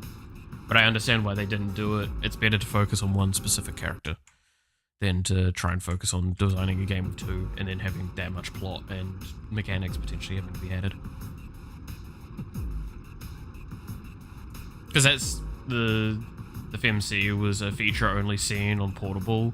The challenge to include that is the social links actually got reworked. Yeah, to my understanding, it was like a little bit of the story got reworked, the social interactions got changed, and then just like general little bits here and there got tweaked up because you have to refer to the character as a female now. Which I think that is all you really need to do with those sorts of systems, but I do think that is essential for actually designing this sort of stuff. Now, I'm sure someone's going to come forward like, but you should have choice in how you play, and gender doesn't matter, or binary gender doesn't... Look, I'm not going to tell you you're wrong. I'm going to say in games, though, I'm very, very particular about... I don't like getting the choice of a gender for your character just for the sake of it. I feel like you need to have a purpose behind that, and that's why I would prefer if a character is just male or just female from the beginning, so they can design the game much more succinctly on that. If you're doing a story-ish based game. The only thing they did right in portable was make party members controllable. Fusions were still random inheritance. Also, the game is still fucked.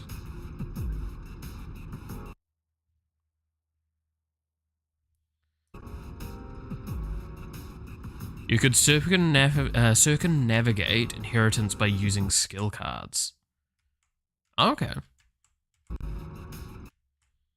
If I just keep doing this, this is potentially going to fix it. Just need to keep the tab in, tab out. Can sometimes kick it started in the right way. I wish I knew why this was happening, because to my understanding, the game what's happening is it's just having a load issue and it's not getting the refresh out of it.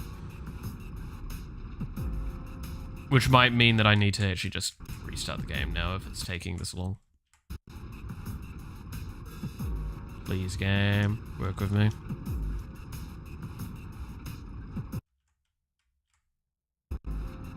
It's got a bad load cycle.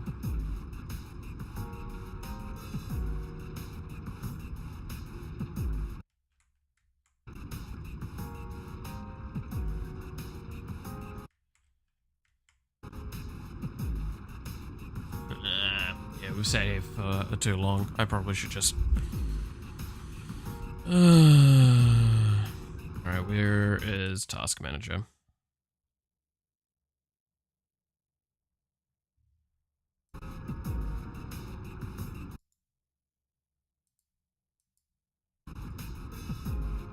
Because that's the thing, is it's still got CPU usage, which is normally the indicator that it's died.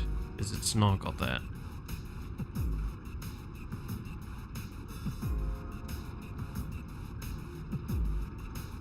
Anything I can do to open up just that little bit of room for it, because maybe it just is not quite getting the overhead it needs. The way it worked was every persona had a skill that turned into a skill card, so if you fused every persona and learned all their skills, one of those would be a skill card, and if you could collect them all, you could fine-tune your persona builds however you wanted. That makes a lot of sense.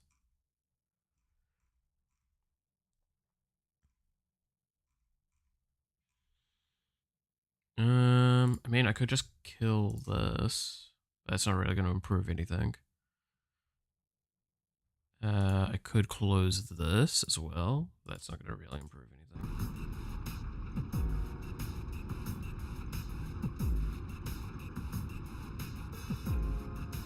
I just don't want to restart the game because it takes ages.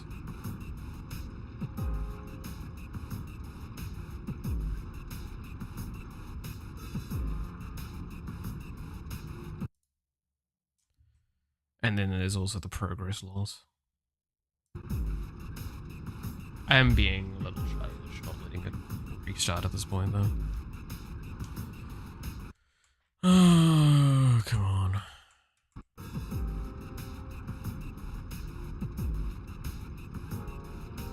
Yeah. Alright. Pain. Probably lost like half an hour's progress. Or something like that. I can't remember when I last saved. Oh, I saved a while back, actually. I should have saved sooner. Suffering. To be fair, I haven't had much like fights outside of one or two special ones, so yeah. Gotta love when a game breaks.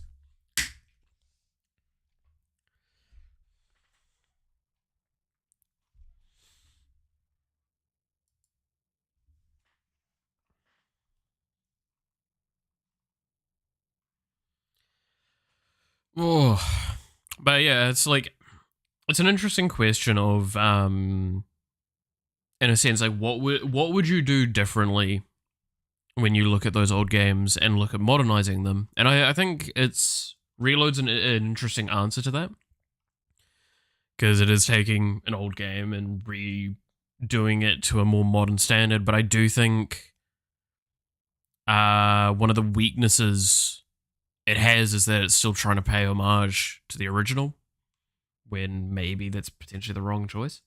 How far into the game? In total, how far are we? We're like 1 or 2 moons away from what's supposed to be the end, so I assume not very. Still got a good bit to go.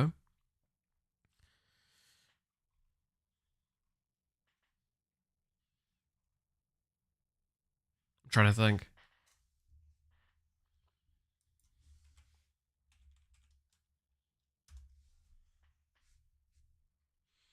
It's like we're in October in the game, I think, now.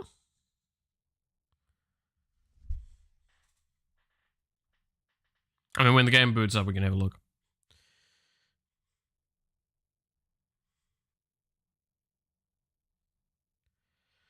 Reload has definitely taken good qualities from both FES and Portable to make it as close to the definitive version of P3. The Answer DLC brings it even closer, although many would say it should have been included in base game. Yeah, I mean, the argument immediately to that is like, why didn't they? Probably because it wasn't done in time. This is the first answer I can think of. It probably was the development time for it was not going to enable them, which is pretty common. The argument as to why they didn't include, like why they should have included it, is very clear. Is like, well, it's Reload is basically Persona 5 Persona 5 Royale's version, like treatment sort of thing. So why the fuck would they not include what's supposed to be the epilogue in the base thing when they did that in P5R? I mean, fuck it, I don't believe the entire third semester of P5R existed before P5R, right? I believe that wasn't a DLC or anything. That was actually a thing they made for P5R.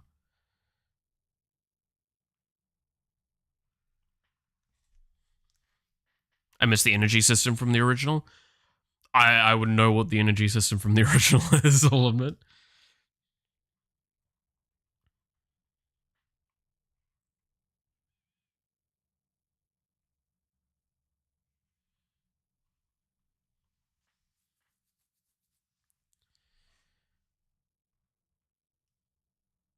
But I think, again, it's because has there been an announcement of how, like, the answer is going to be a DLC for the game, right?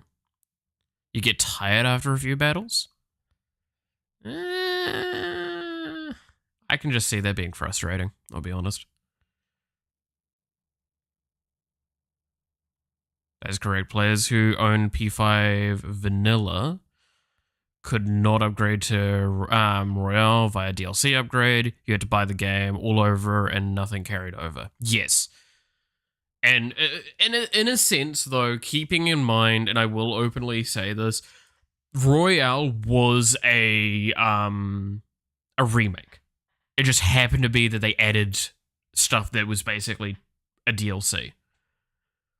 So I can see why a lot of people didn't like it and liked it at the same time. I came in from only playing Royale, so I never played the original.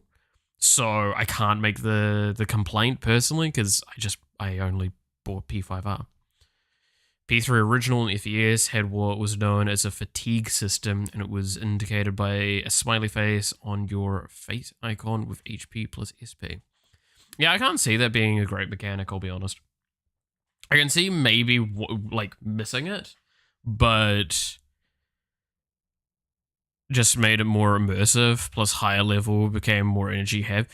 Yeah, I can see that. I'm not going to disagree with you. I can see the immersion aspect of that. 100%. I can.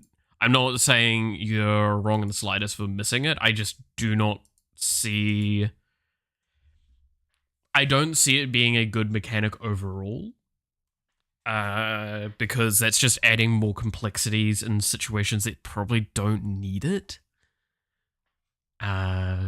Already we got a game that's very slow and drags on a lot in moments. I do think that would just make it so I would need to do a new game plus to actually experience a lot of the game.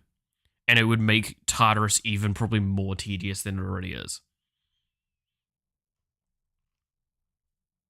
That's just the gut feeling I have from hearing that sort of thing. I can see it being good and executed in ways that makes it not so bad, but I think, again, my immediate thought is there would need to be so much added to the Tartarus system to make that better, to like enable that, and I feel maybe that was the decision that they made to cut with it, is like the amount they would need to do to Tartarus to make that a nice mechanic to play with and feel good that the general player would probably be not worth the dev time. I don't know. I can't say why they would and wouldn't do it. Also, grinding for the shards is more tedious to me for the full heal. Fair. I mean, I don't grind the shards at all, and I think maybe that's why I bitch about SP in the game so much, because I don't grind the shards and get the restore. Because I think that was a miss mechanic in my eyes. I think that mechanic is horrendously bad. I think that's because, okay, this is where I again make a comparison between the games. P5R, we had the safe zones where you would go to them and you would be able to use unique items and get a soft restore.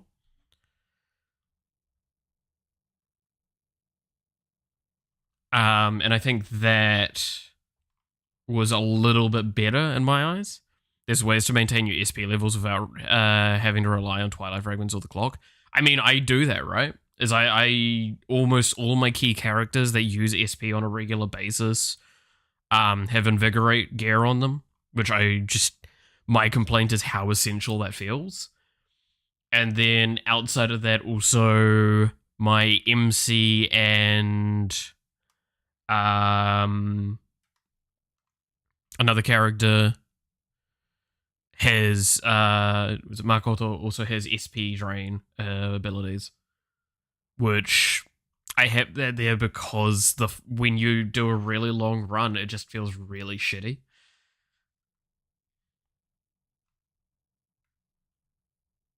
Like, and this is where I stress, I still think the problem I have as well is I was spoiled with Victory Cry in P5R.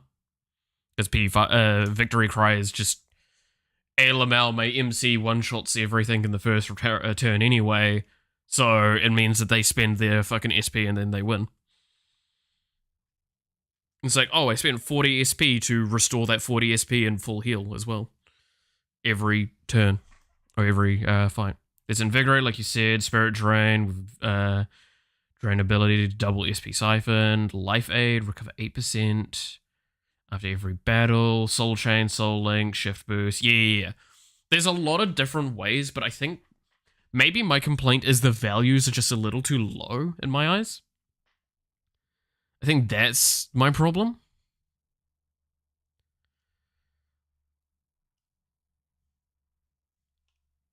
Because, like, and don't get me wrong, I know why they're low. As at the moment with the work that I'm doing in my stuff off to the side, right? I'm going through and I'm tweaking values so they're like, how much percentage is this going to be? Oh, well, this is like 0.00000001. So, like, of a percentage that I'm stealing from this value here. Because the values, I need them to be that low to actually be not obscene. Victory Cry breaks the game. Yeah, but I think that's a good thing to break the game with. Don't get me wrong, I want to say this. Maybe this is a personal opinion, I don't know. I think if this game was to adapt the P5R, like, social links gave you an ability or something like that, I think Victory Cry should be something you as the MC get inherently from a fairly, like, rank 7 sort of ability that you'd get. I think that should have been how they approached that sort of thing, because I feel like I make it the main group or whatever, so it is kind of later in the game. I feel that would have been a cool way of doing it, because it means that you get it at a point where your costs are just going to be so high and all of these things that it justifies it a bit. Or at least a version of Victory Cry, like restore this amount or something. Now I will immediately answer, yes, I know we have the cards that kind of do that, right? There's some of the cards that are like, oh, restore this amount of health, all that stuff. Maybe they could have done an SP card. I don't think there was an SP card. It's also much more difficult to obtain in other games. Yeah.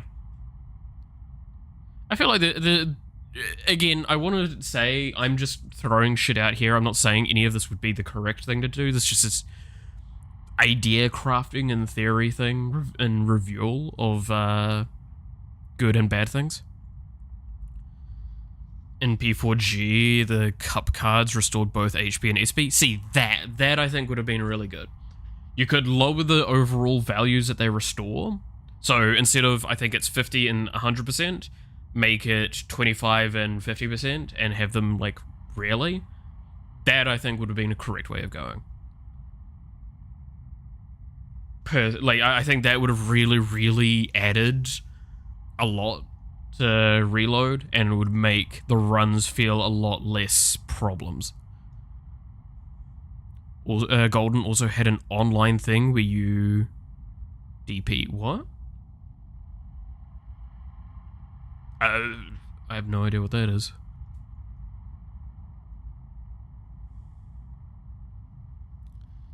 SP could get restored by other players. Oh, okay.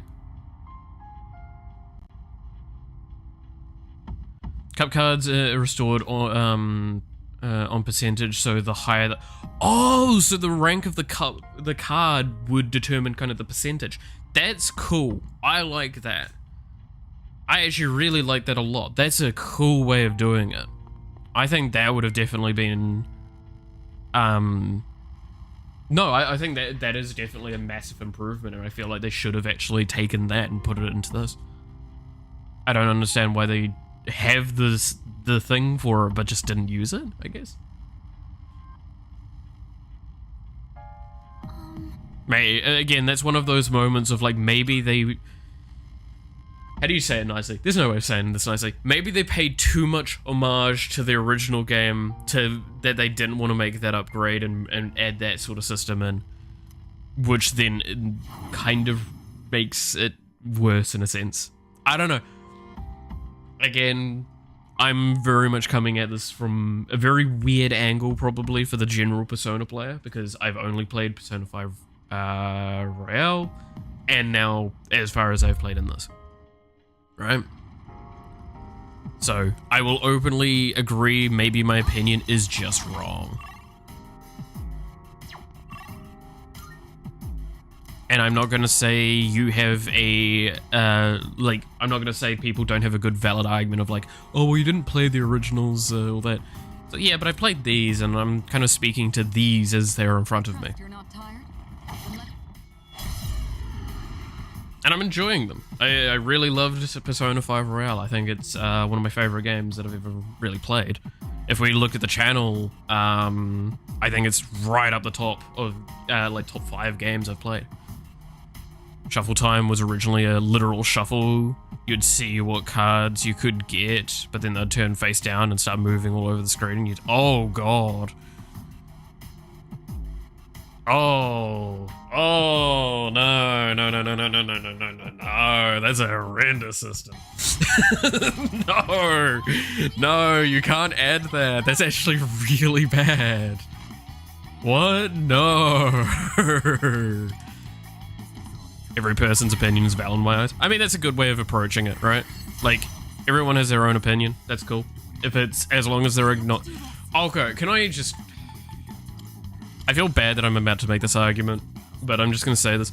I had a kind of a debate with someone recently, and they're like, oh, but this is like this. And it's like, okay, look, I'm fine with this being your opinion. That's not the problem I'm having in the situation. My problem is you're talking objectively on a problem, and they're like, oh, but I'm using examples, like objective examples. Like, no.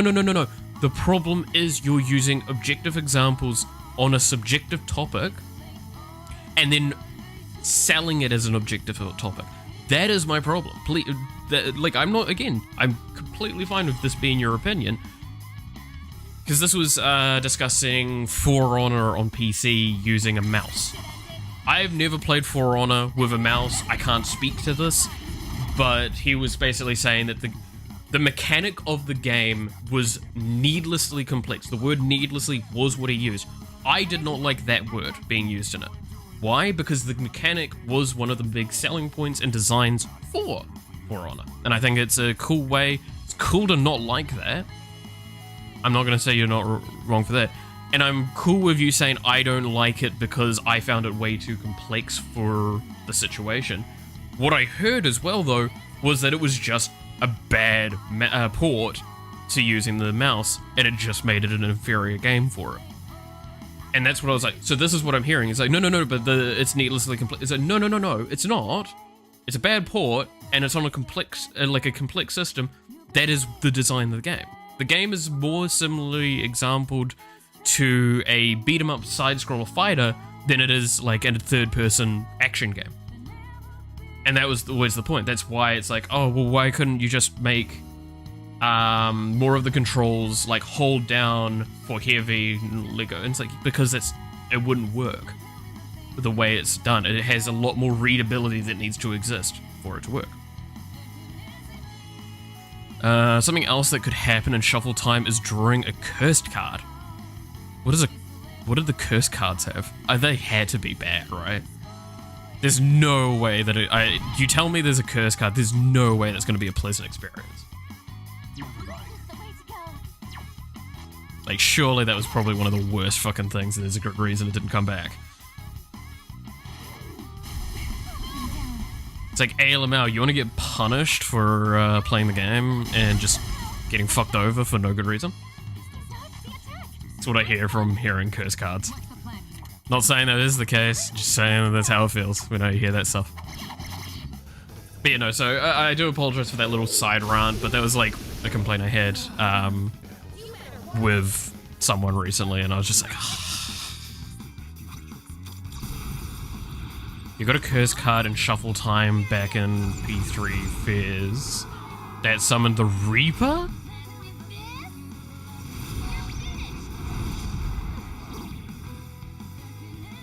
No. That sounds, that's a bad mechanic. Okay, that one I'm going to objectively state as a bad mechanic. That is a mechanic that exists in games that was made like 10 years ago because they thought it was a cool and interesting idea. And now we've learned that shit don't fly anymore. I can see ways of doing that in an interesting way, I want to say that.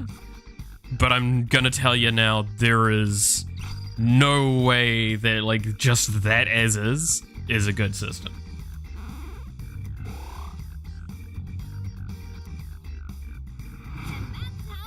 That's where I point at, like, again, Persona 5 Royale. Fusion alarm. That was a great way of implementing a negative and a positive at the same time, but dressing it as a negative. Right? It's the definition of fuck around and find out.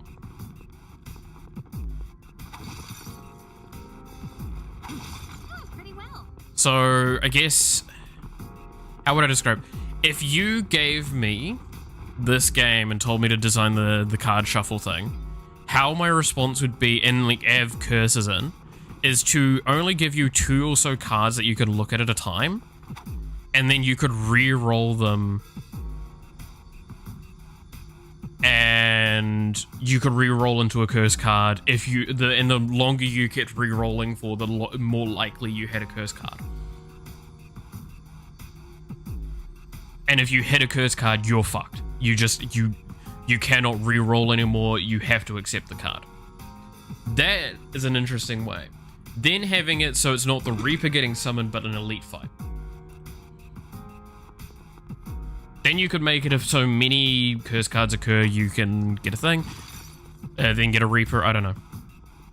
They did do things differently in this game. There was no curse cards in shuffle time, but instead, if the Reaper spawns on the floor for staying too long, he can follow you to the next one. Yes, I have experienced that once, I believe, in the time we've been playing, because I have only triggered the Reaper, I think, the once.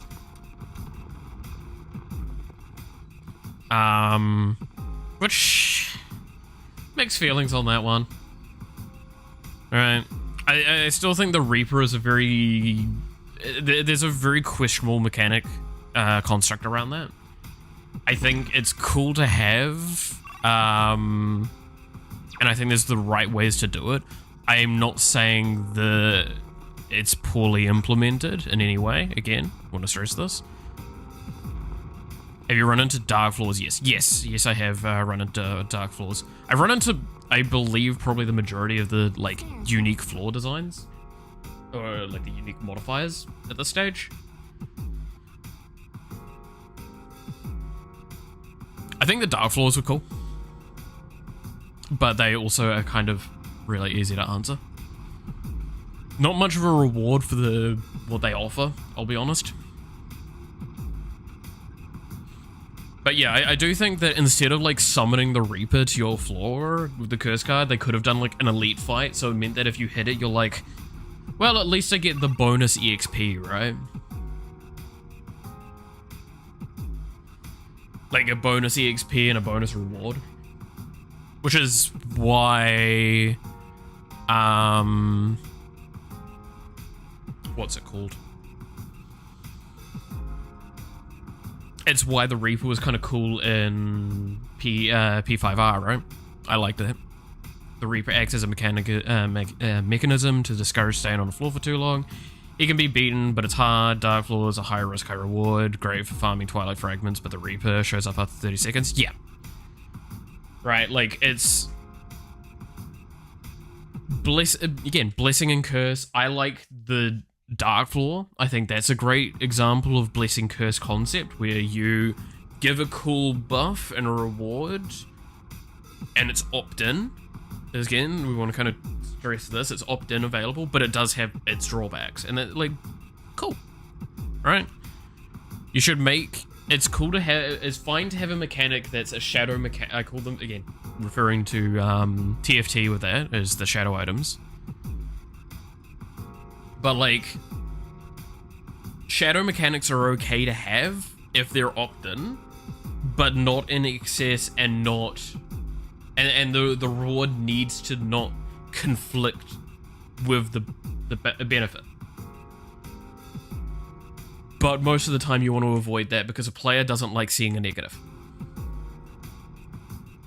In a game design sense, a player does not like seeing negatives. When a player sees a negative and a positive, they'll see the negative, and that has the stronger feeling. So in that situation, the negative is the Reaper turns up earlier and the enemies are all elites, I believe, from memory. Whoops. And yeah, so Reaper turns up early and all are elites. That's great, because that gives you stronger enemies, so you could use that if you wanted to. And you can use that to your advantage.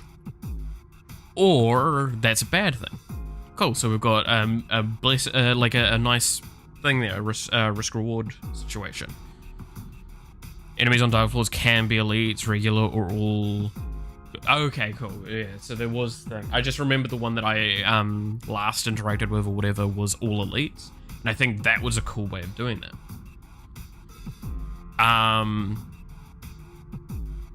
Again, that's kind of the point of there's so many different ways to add these things. Because I do think the Reaper is a mechanic in the loosest sense of how it's at least introduced in this game, which is pretty much how it is in P5R, is a good thing. You should give a push to the player. Hey, you need to actually keep moving. You shouldn't just find that one floor in Royale where it's like a straight line between the things, so you can go up and down it and get infinite farming shadows at the later games. It's like, oh, how dare it spawn me a really great thing and then just tell me to fuck off. No. It's cool to do that because you should be able to benefit from that reward, but there's a reason why I think it's like 5-10 minutes it turns up in for Royale, right? I believe it's that long before the Reaper turns up. So it gives you time to actually probably farm quite a lot, especially knowing that you have the insta-kill function. Which is still probably one of the best things they added to that game. It's 2 minutes and 30 seconds. Really? I swear it was longer than that. Huh.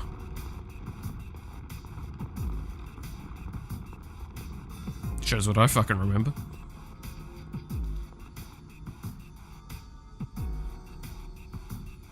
Full floor of strong / elite shadows can happen on any floor. Yes, I have had that happen before. But I thought it was like specifically with the shadow ones that could happen.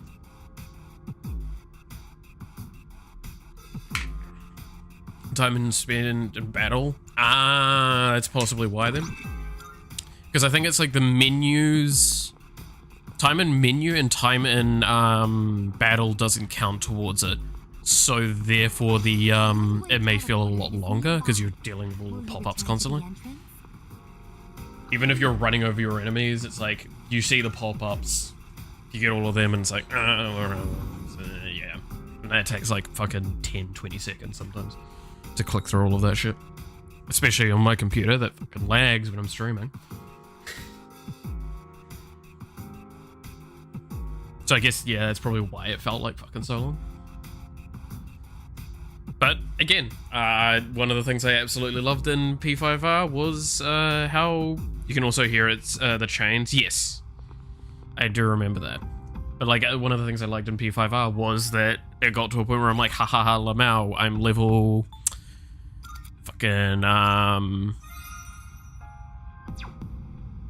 like level 60, 70, and I've got really strong strong personas, good team set up now. Alright, you know what? Time to go fucking hunt a Reaper.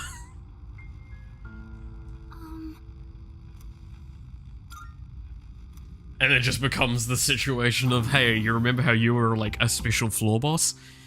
Guess what? I'm gonna fix that shit. I do think...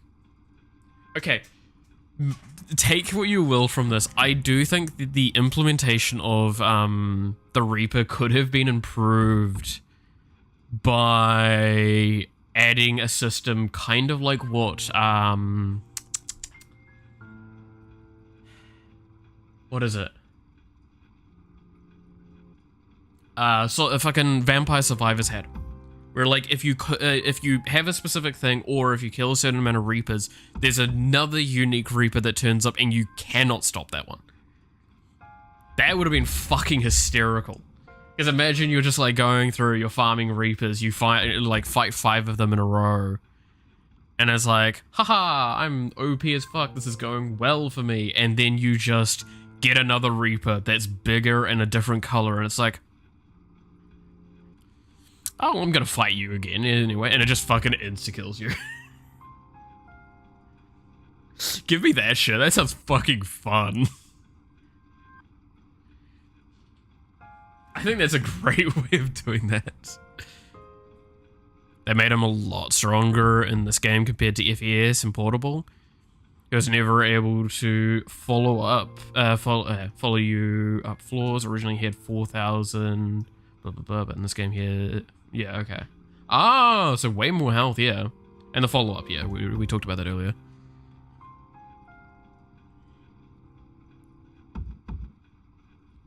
Yeah, I mean, like, I think that's more what they had for P5R as well, right? As he would fairly consistently do a really, really good amount of damage and buff himself on a fairly regular basis, keeping himself going. So he cycled really scarily in P5R if you weren't prepared for him.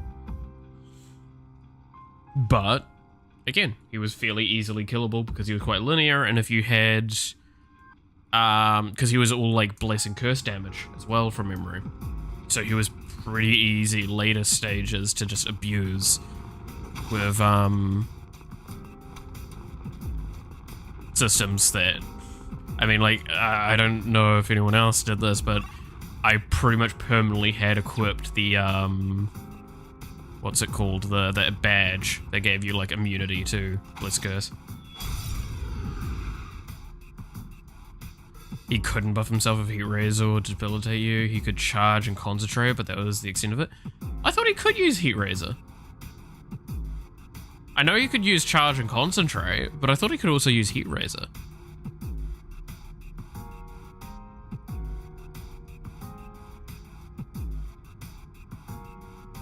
But yeah, like he had, mainly it was Curse, Bless, and Gun, I believe was the damage to the types that he did. I think?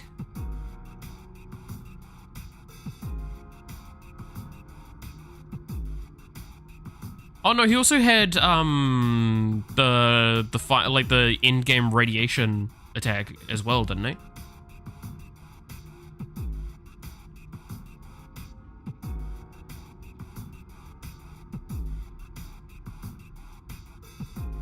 Because yeah, I remember having the Null Bless, Null Curse charm on for the MC, and he suffers so much when you have that on. I do find it funny though when I was doing the last playthrough.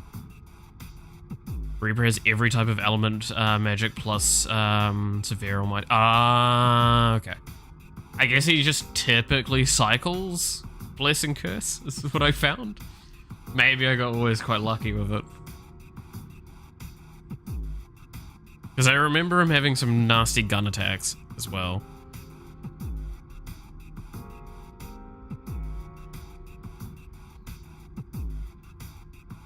Also, the game just having a... He also has every type of physical attack, yeah. These load times are very long. Yeah, the game in Tartarus especially just suffers massively when I'm doing my stream. And it pisses me off to no end. And you should have seen some of the shit in Royale. Hated it. You can also siphon. Yes! Oh, I do remember that. Which that was always really fucking annoying when you had a great combo going and then he just siphons that one little bit of health and you're like, fuck. Now I have to do the cycle again. Come on, game. If I tab in and out, it normally helps it load. Don't ask why.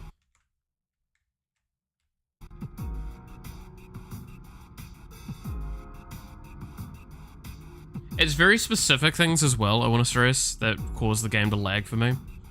Like, the most. And it's Tartarus is the huge one, which tells me that there was probably a weird way that they did the design of Tartarus that has a inefficiency that can trigger for me. Pisses me off something fierce. To be fair, Mementos was super laggy as well in P5R. But the Mementos was less laggy than the streets where they had like people walking around, because that shit, the way they did NPC pathing in that game, I do not know why, but that used up so much resources. This is why I never buy a PC. I'm gonna say now that I don't agree with that argument at all. I can play this game perfectly fine if I wasn't streaming. And I've had this PC since like 2016, 2017. It's been upgraded like once or twice. So, while I get the point you're trying to make, I hugely disagree with that. The majority of games I play is on PC now, because it's not a problem most of the time.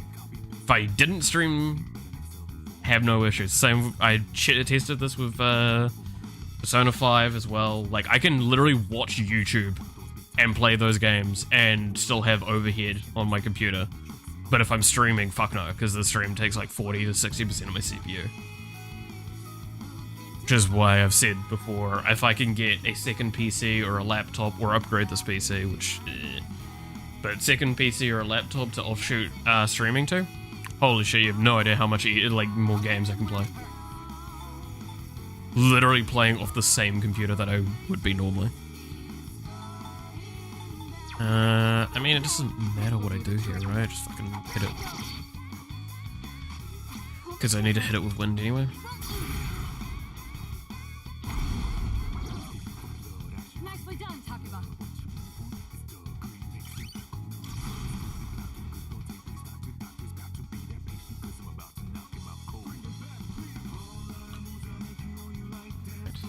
Ah, for God's sakes. There we go.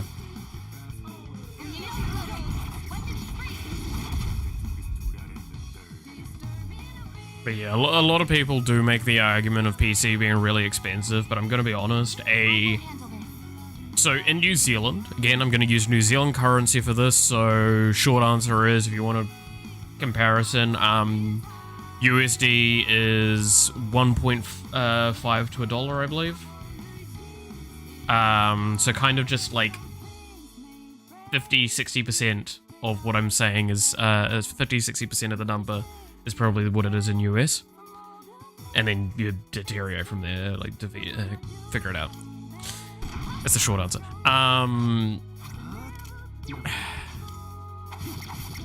The cost to make this PC back when I made it was about $3 grand. I could have probably made it for 2 if I went to a couple of other places. I can probably make a PC that's pretty high quality, top end, for like, again, probably $3 grand. I mean, a friend of mine recently made a PC that's basically as top of the line as you can for about $5 grand. And that PC, outside of a couple of tweaks here and there, and that's including like screens and other peripherals, you're probably not going to need to replace that one for like 3 years at least, and no upgrades needed for 3 years. And then the upgrades will probably be like $100 each. Versus consoles, which I have a PS4, a Switch, an Xbox 360, and a PS2 available to me. All of that costs probably more than my PC by a long shot.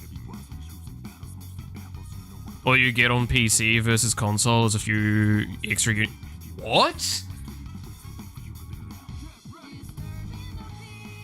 Okay, I'm gonna call you out on that argument. While I'm cool with, like, anything, you do realize the catalog difference in numbers is insurmountable, right? There is easily double, if not potentially triple digit games coming out every week on PC, and then there is not even double digit coming out on consoles combined in some weeks. I just want to kind of like point this out. So while you make that argument, there's that alone, and then there is arguments of modification to games. So Minecraft modding, Factorio modding, so like those sorts of games that have modifications available. I get not wanting to get a PC and PC game, that's perfectly fine, but using that argument I can't agree with. Because just the numeric incorrectness of that.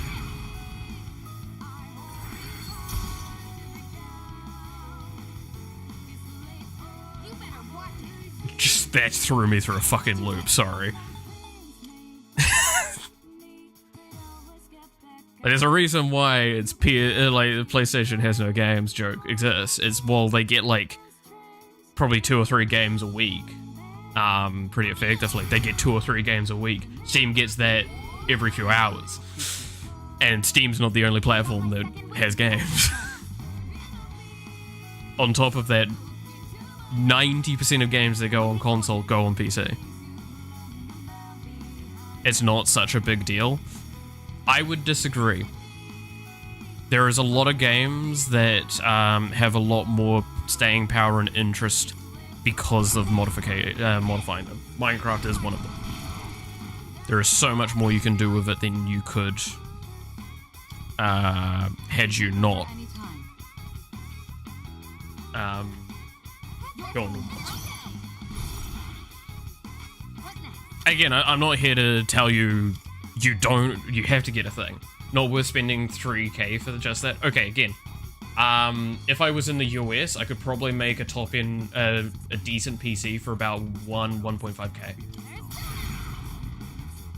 Now you might argue that that's not much. It's like, you do realize that is like double a console in cost, and a console gets higher cost for its games that you actually get. Like, you normally have to pay way more for its exclusive games, especially. And a PC is going to last you 3 to 5 years, and you can upgrade it progressively for lower pricing. And a console gets replaced every 4-ish years. And, like, that's a full replace. So, again, like, I get where you're coming from with not wanting to do that big spend. But I don't agree with the argument of some of that. But it could run, could it run the best games? Yeah. Again, I could make this PC here for, in New Zealand dollars, I could probably make this for, I don't know, maybe, if I was to put it into US, I know I can make it for less than $1,000. I could make this for less than $1,000 in US, and I can play, I tested out the Wukong game. I did the test thing for that. I got 40 FPS on decent settings. And I say decent settings above medium settings. So again, I get where you're coming from, but also... Now, mind you, I am a software and hardware individual. I'm very huge on computers. I have built a lot of PCs in my time. I built this one. There's that argument there. If you do not know how to build your own PC, and it is very dangerous to build one, because a lot can go wrong, and that is a lot of money potentially sunk. And by not building it yourself, the overhead cost does go up. So I will accept that as a very valid point. Like, you're probably spending an extra $200 to $500 just on the person building it sometimes.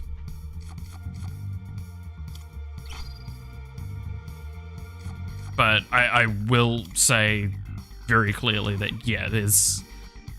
If you're talking about cost effectiveness, PC has been better. If you're talking about game options, PC is better. Do I think I've always grown up with consoles? I've barely even touched PCs. See, now that I kind of agree with. I grew up a lot with DOS computer, right? So I had to do the thing to actually access the file, all that shit. And then I played a lot on floppies and all that. But then I played console for ages. Fun fact, I'm playing with a fucking controller on this because I still don't really like keyboard mouse. There's a reason I have a PlayStation 2, an original Xbox, an Xbox 360, and a PlayStation 4 and a Switch. I also have a fucking 3DS somewhere. Like, I played a lot of console when I was younger. But it doesn't stop, like, there's a validity to PC. I will say it's a fairly high getting into cost, but it is an overall normally worthwhile cost in a lot of situations, unless there is games that you straight up don't give a shit about. It's the same with console, right? Like, oh look, all of these PlayStation games that have come out, I don't want to play these, using as an example. Then just don't get a PlayStation, that makes sense. Get the Xbox instead if there's games on there that you want to play. But that's where exclusivity is the point, right? It's how you actually make a competitive market.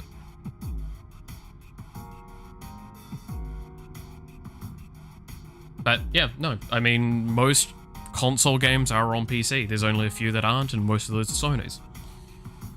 So, at that argument, if you have a PlayStation and a PC, then you have access to probably the majority of games that get released. Outside of Nintendo games, then I guess, then get a Switch. Well done. Now you have access to probably every game. Because Xbox doesn't have exclusives on fucking console anymore. For better or worse. That's a very weird argument there.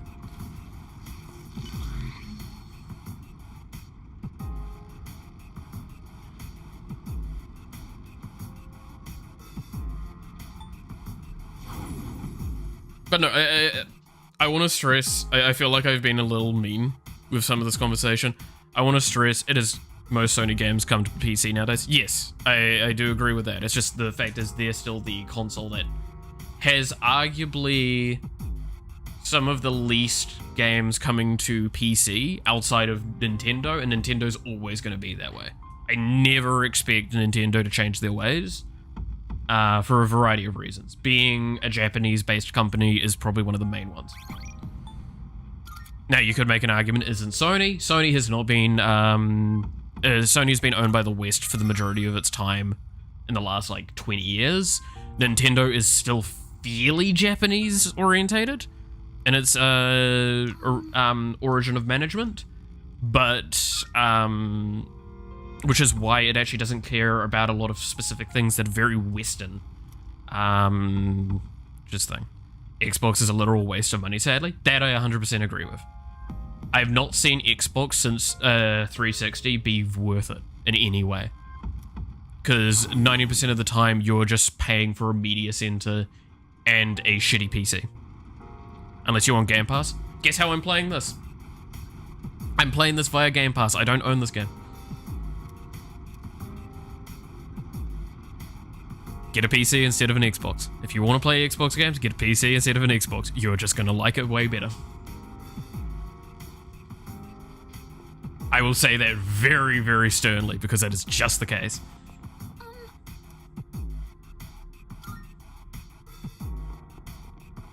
So, I stand by, if you actually want to have the access to all the games there are, you get whatever's the current Nintendo device, you get whatever's the current Sony device, and you get a good PC, like a halfway decent PC.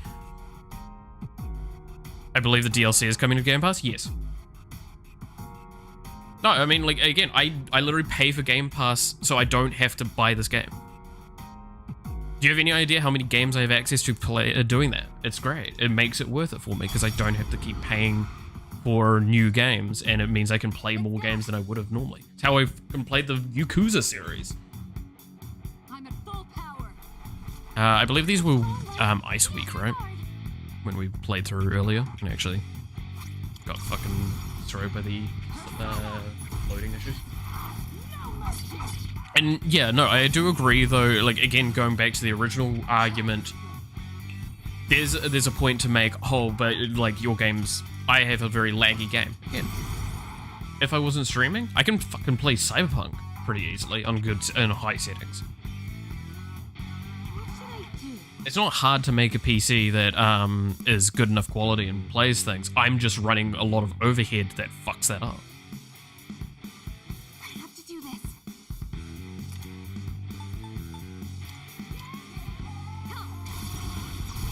Come. I mean, what? Nicely done, Takuma.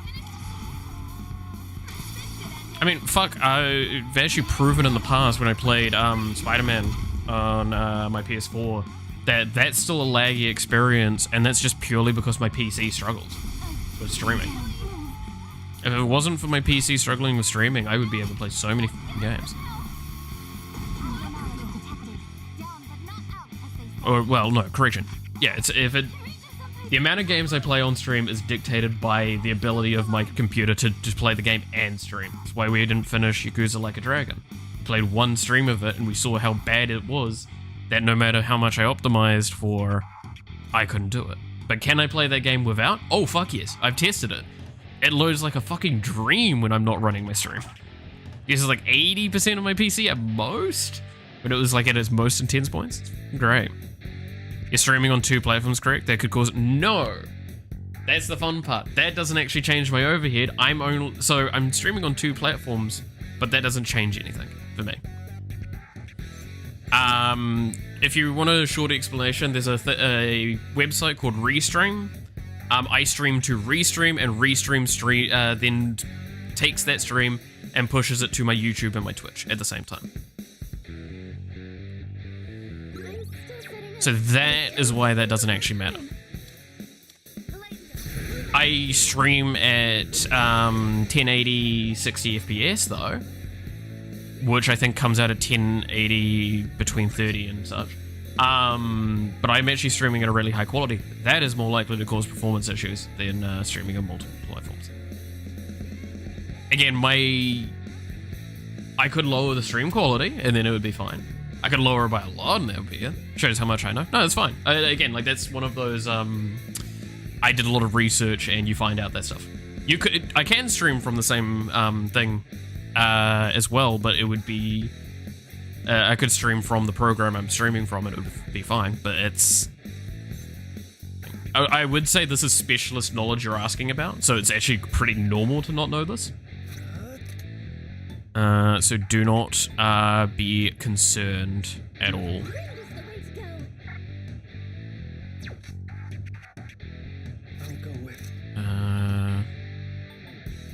Lower first defense. I mean, that's but yeah, that's that point of what I was just talking about there. That's streamer knowledge. That's if you're not a streamer or actively researching about streams, not knowing that's pretty fucking fine. Also, I'm probably gonna fucking die at this rate, Jesus.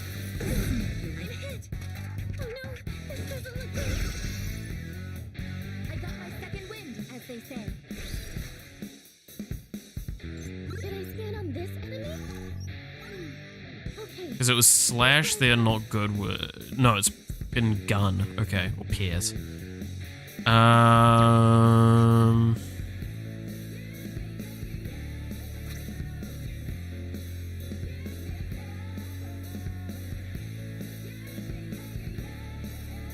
Like I did earlier. To be fair, again, I have 30 streams that I've streamed from a variety of between 2 hours to 5 hours. I have had 3 of those issues in the entire time I've played. I have like 70, 80 hours for this game. I've had that issue 3 times. I get your point, but also the likelihood of it occurring is pretty low. Today's actually been a bit especially bad for a few things, and that's, I don't know why. Requesting permission to use this. I owe you one. Just didn't have a good time of certain things today for some reason.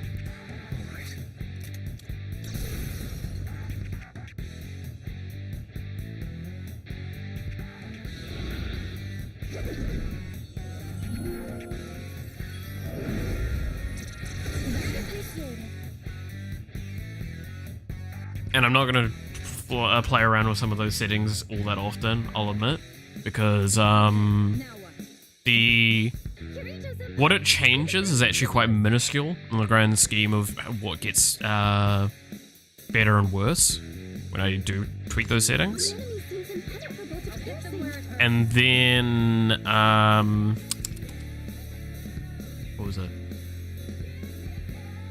The optimizations I would get from that would then have to be like turned off and on constantly when I switch between different things, because I do my programming streams and those require a lot less overhead on the general.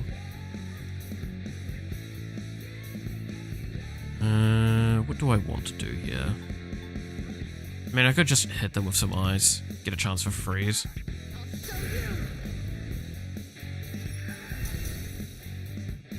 It's decent damage as well.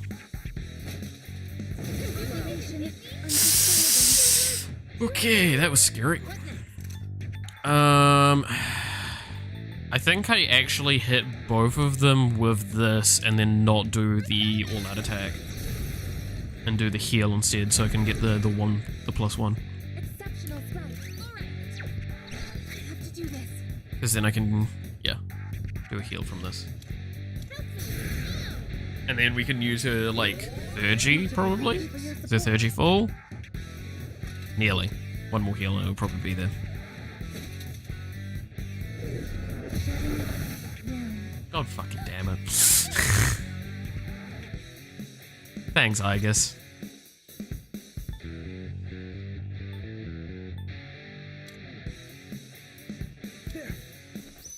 What else do I stream? Have you streamed the entire game up until this point, and do you play offline as well? I've streamed this game completely from the beginning. Like all of my experience of this game has been on stream outside of, like, I think a total of 3 or 4 hours where I just ran around Tartarus and killed things one time. What else I stream? I stream game development. I'm actually developing a game at the moment. That's going to be a stream on Friday again. You can actually have a look at the schedule on the channel. And then last week we played, for a bit of a break from Persona, we did actually play South Park's Ticket Truth as well. So I do play a variety of things, but mainly programming is probably what people watch me for at this point. And I will say very openly, I program off stream. I do not have much time to myself anymore. In fact, I had like a day on the weekend just been where I had like 3 hours of sleep because I was doing a bunch of work and programming, went to bed, woke up like 2-3 hours later, and then just got back up and did more programming and stuff. So, yay. Don't be me. Pull the trigger.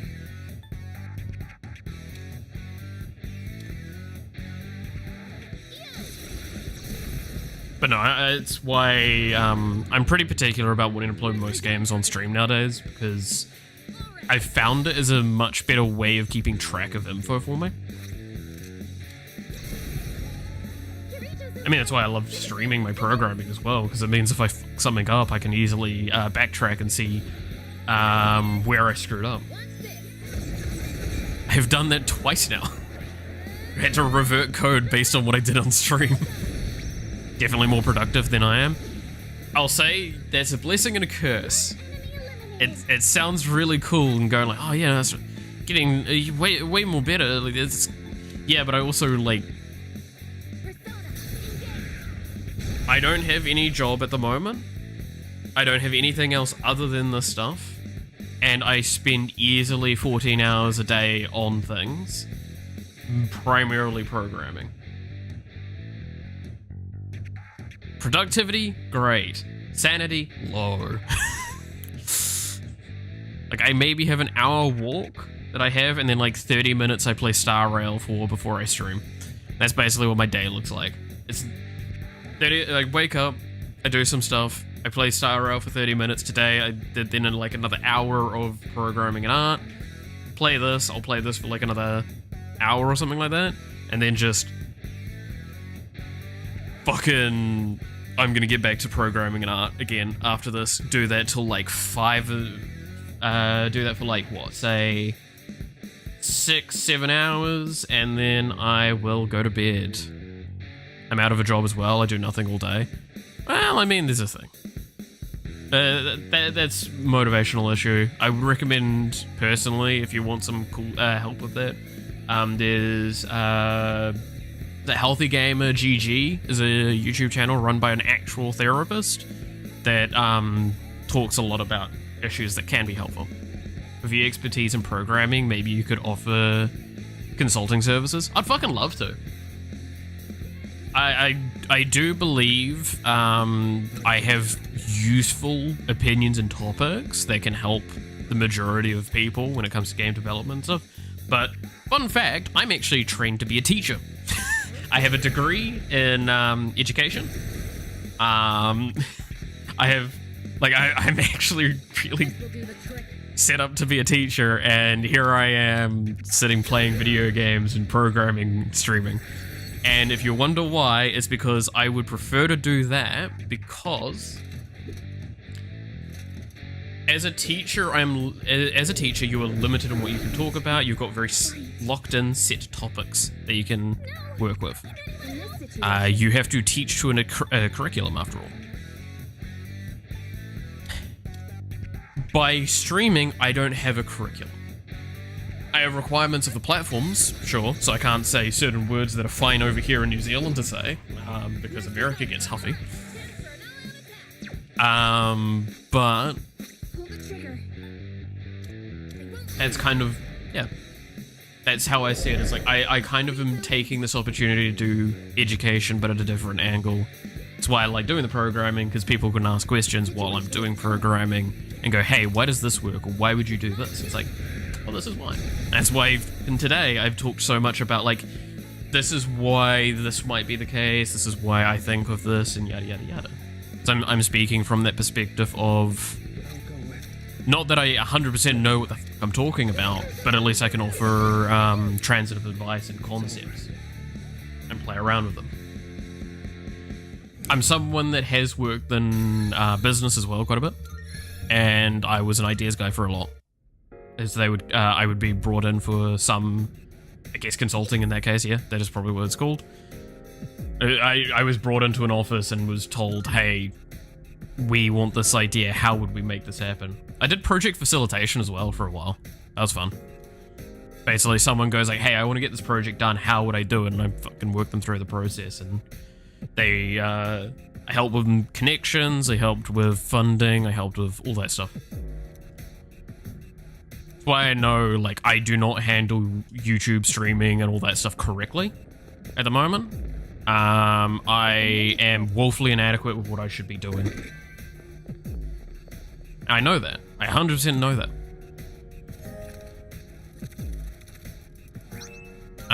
Because I know what the platform requires and what is expected of the average user.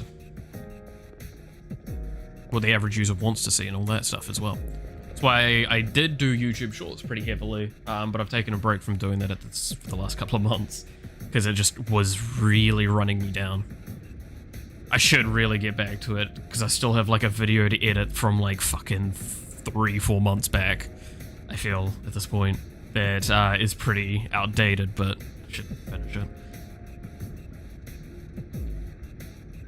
But yeah, one day I'll have shorts, because I do still have like fucking 6 of them sitting in the ether of my account.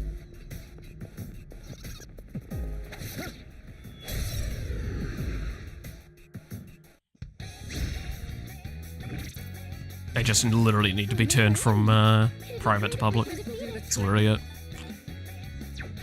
This is lightning. Yep. This came with fucking 2 dudes last time. Oh, no. That's the wrong one. That's the one I wanted. There we go. Want to lower his defense. Let's go.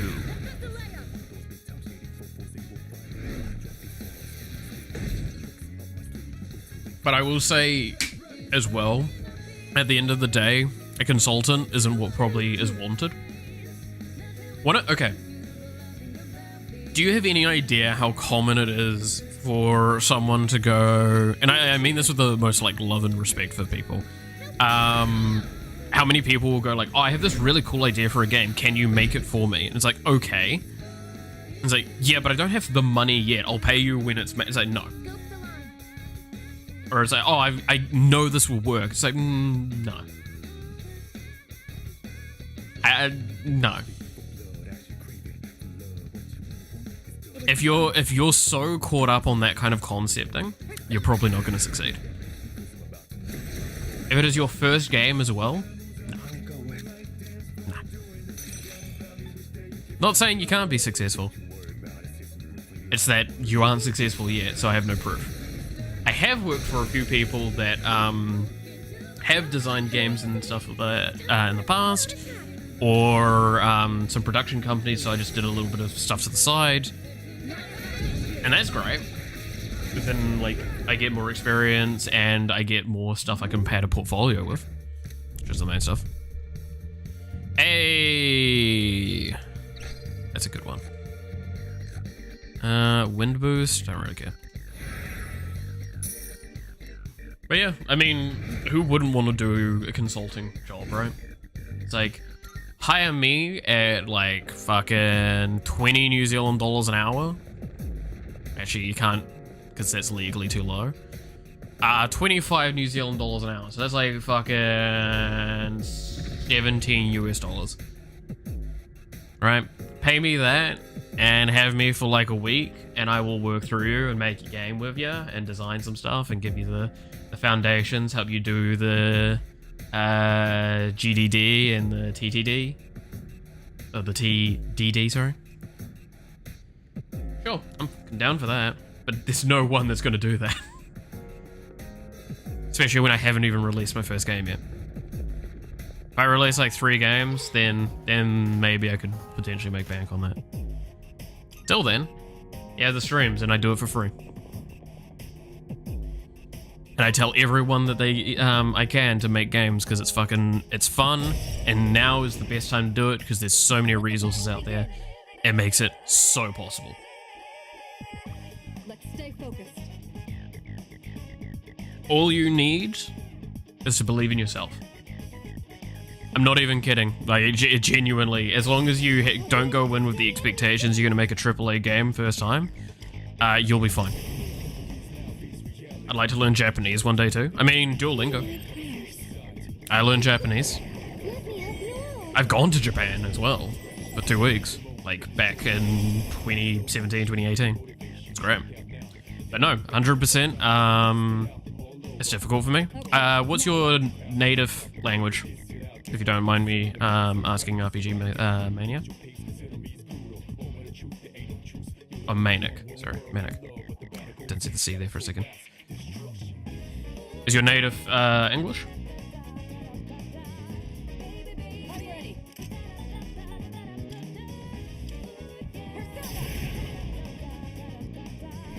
It's fine if you don't want to answer, by the way. I'm just asking. English? Okay.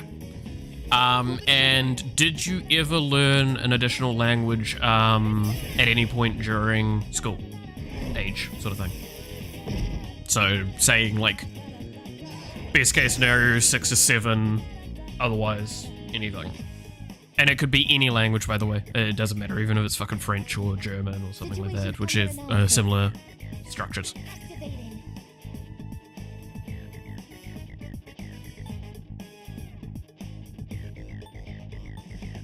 And again, fine if it's a no, and fine if you don't want to answer. Just kind of gauging some stuff. It's how I gauge my advice. This was weak to fire, right?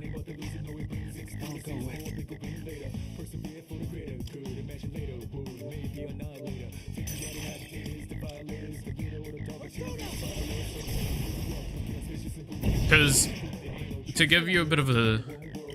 No, I grew in special education, so I was only taught the most basic things. Fair. Kind of similar in a sense to what happened with me.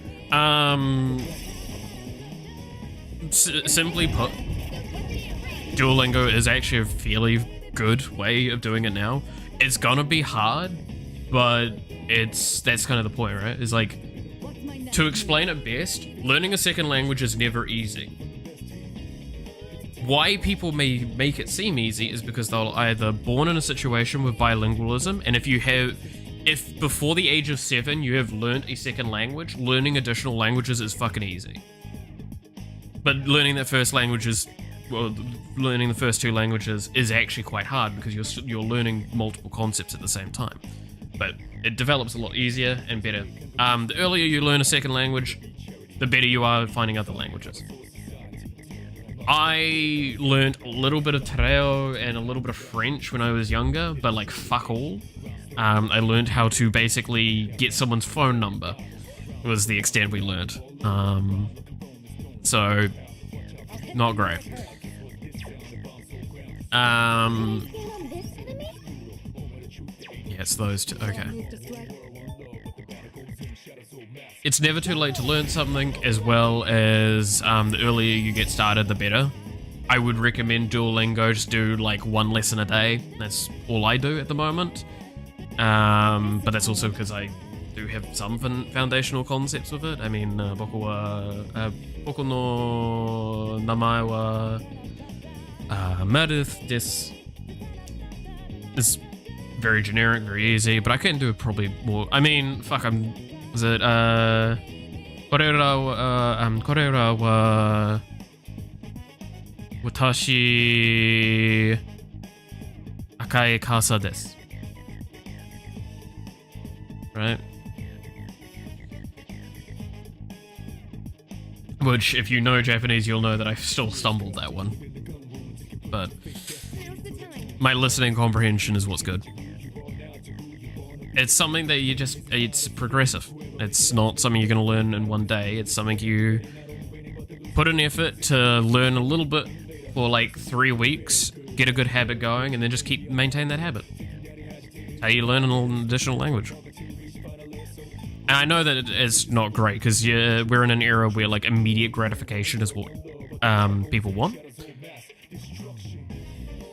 I could understand a bit of what you said, then you're fine.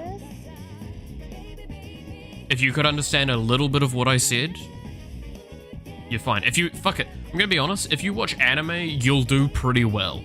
You'd be surprised. If you play JRPGs and listen to them in Japanese, you'll do perfectly fine. Do not think, after a year, you'll be able to watch anime without dub. Fuck no, you're probably never gonna get to that point. But that's fine. Right? Fuck, I struggle with English movies. I'm natively English. I still have fucking the subtitles on English a few times with movies because it's fucking hard to hear them. You're not wrong for it.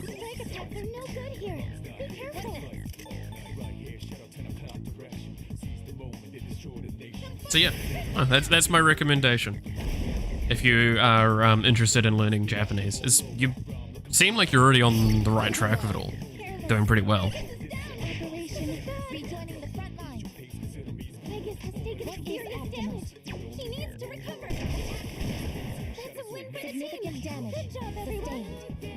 I love how these fights are taking so long because I'm just like half paying attention at this point.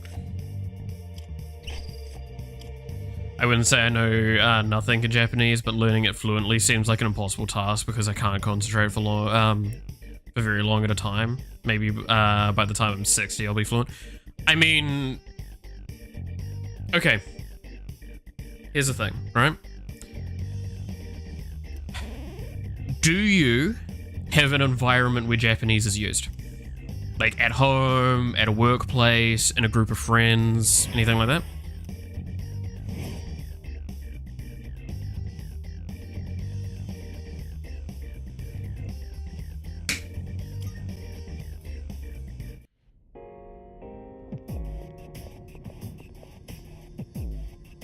Do you live in Japan? Or any of that? Like those questions? If your answer is no to all of those, you're never going to be fluent in Japanese. Because, much like English, do you use English every day? Do you consider yourself somewhat fluent in English? Guess what? There's a correlation. is it possible to learn? So I learned Japanese up to what's defined as a work level or a business level thing, which means I can speak it, I can listen to it, I could write it, and all that sort of stuff at a level that meant I could be understood and I could understand under majority of situations.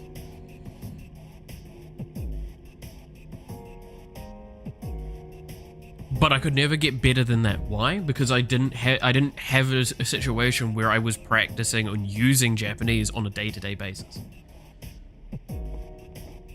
Like, ironically enough, the best way to actually learn Japanese, and like learn it to what you're suggesting, the fluent level, live in Japan.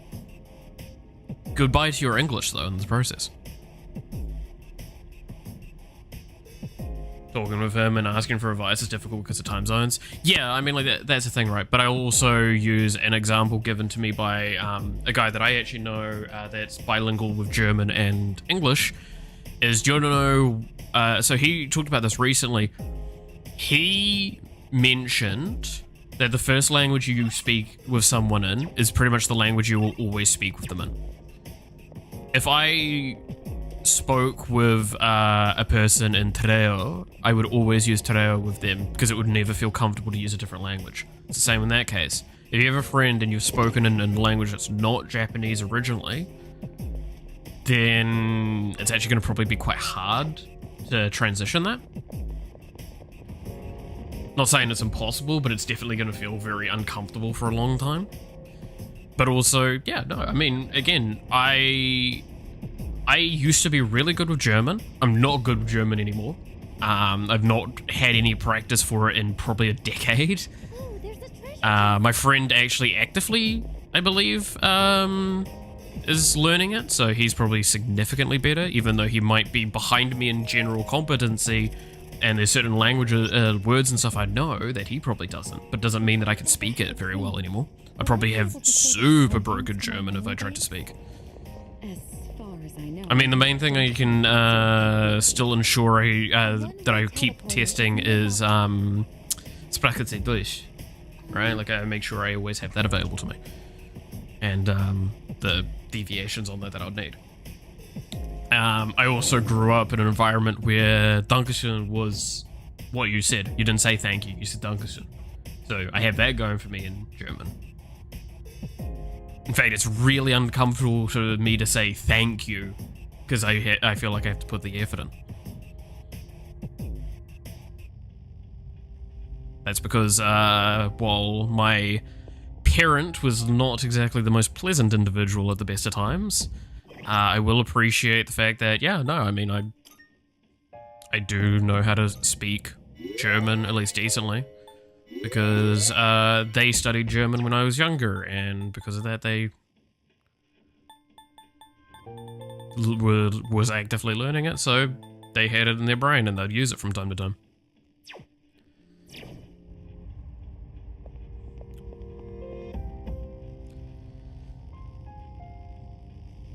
I mean, I wonder if I should try and do like an only Japanese talking stream one day. I mean, you want to hear something fun? I actually have a Twitter account. I'm not going to tell you what it is. I'm not going to mention it. That I post exclusively in Japanese. Keep your eyes peeled. It's got a Japanese name, and it's got a and all of the tweets I do in it are all in Japanese. The enemy's And nearby. everyone that follows it, other than myself on a different account, is Japanese. 60-something floors, I think. That's how I also practice my reading and writing comprehension for Japanese. I should actually go back on the Twitter. I haven't touched it in a while.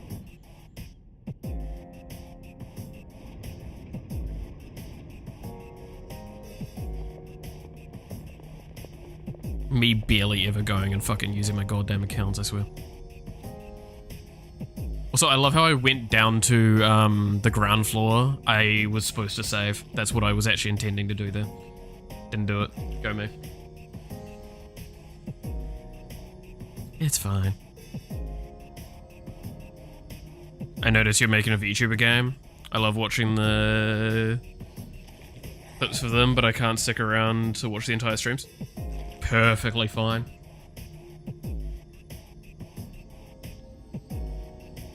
I really should make more of the shorts, the YouTube shorts.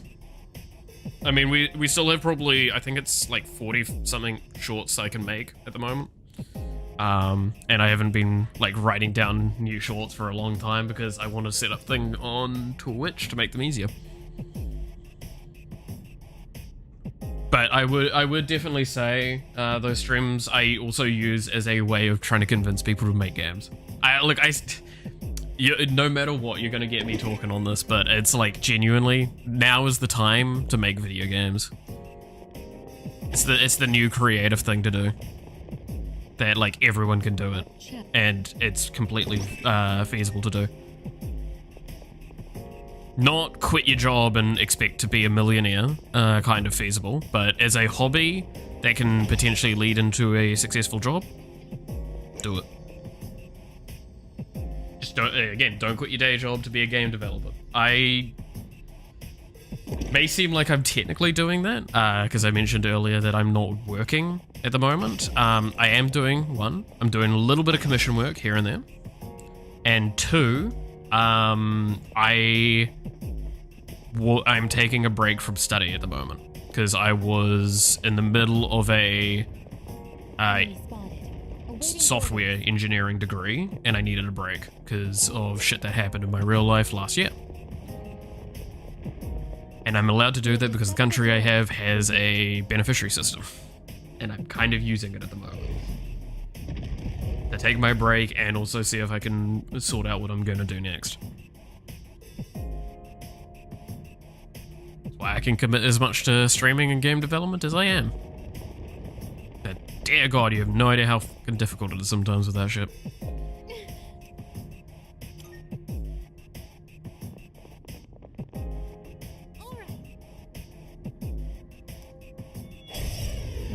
I mean, I also did some streams like earlier in the year where I proved like how easy it is to kind of take an idea and just make a game. Everyone should be making games, man. It's great. Want to make a story but don't feel confident writing a book? Make a game. Want to make a magazine or like any story thing? Make a game. Fuck making manga or anime or books or anything. Nah, just make a game nowadays. It's much better.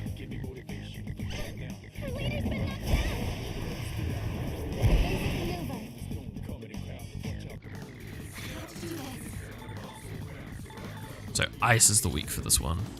Cool. I say all of that, I will warn. Be very cautious when making your own game. Don't do what I did. I am not good with art. I hate art. And all of the art assets in that game of 9. Takes me so long.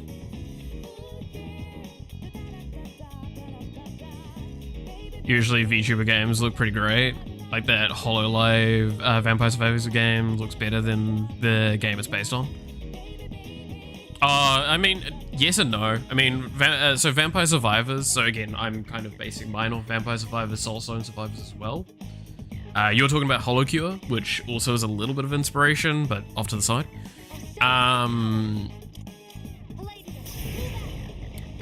The reason why Vampire Survivors has its style that it does is because it's based off old Castlevania, right? And it had a lot of visual improvements since its inception. I'll say that, because it didn't look bad, but it definitely looked worse than it currently does at one point. And it's a cool ass game. I still love the story behind it, and I've talked about it a few times on stream. The fucking person that made it just wanted to prove that they could make a game that wasn't a gambling game and ended up making a game that basically induces gambling concepts. But again, it's a stylistic choice. The HoloCure game, which I hate how similar mine looks to it, it is visually styled to be more cutesy, after all. Because the HoloLive is more cutesy than Castlevania, right?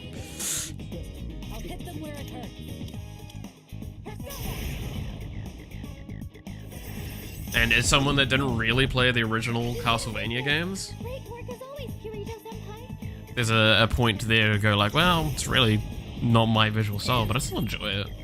I mean, I still love the game in general. Played a lot of hours of Vampire Survivors.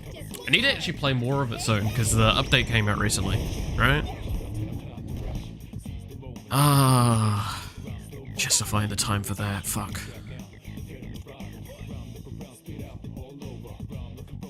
The nightmare that it is.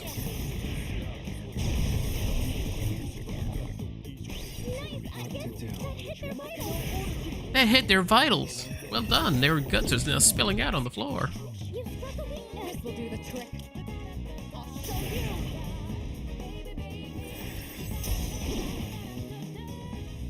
That's a Hardly win for worth the our team. time. Good job, everyone. Oh god. Okay. All parties, max SP. Yeah, I'm probably taking that. All party, max HP. Sweet. We take those, and that is going to give me my fucking Arcana Burst. Let's go.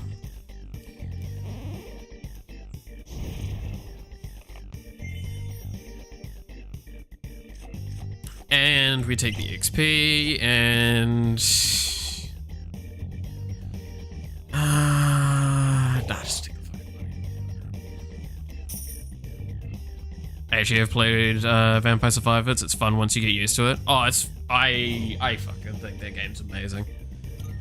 I'm not even kidding. So back when I played, I've talked about this on stream before. Back when I played, the strongest weapon in the game was the two birds getting combined. If that gives you kind of a bit of a dating point of how long ago I played it. So basically when it was early.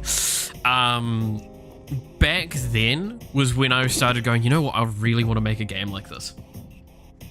And at the time, while playing it, I was actually watching one of Mouse's streams, Iron Mouse. And I sat there and I'm like, man, imagine if I made a game based around Iron Mouse like this. And now I am. I then later on played like Soulstone Survivors, which I really liked Soulstone Survivors, and all that. I hate the run enders though, even though you said you loved it earlier. I mean, just, you can run on infinite. There is an infinite mode. Right? Like, you have the option to turn on infinite so you don't have to fight the Reapers. And you can just run forever and ever. I don't like forever runs all the time. I like them from time to time.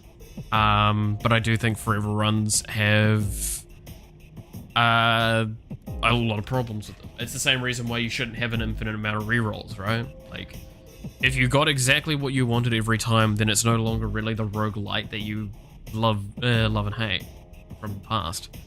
It's why, in a sense, one of the weaknesses Vampire Survivors actually has, in my eyes, is that it's actually fairly easy to get enough banishes and rerolls to force your build that you like every single run. Now you might go, but I like that. It's like, yeah, but then it gets boring. It gets samey. And that's kind of hard to deny, right? And I'm not saying inherently that there isn't a place for that, right? Finally, we found the fucking person I can leave. Oh, jeez, I hate this.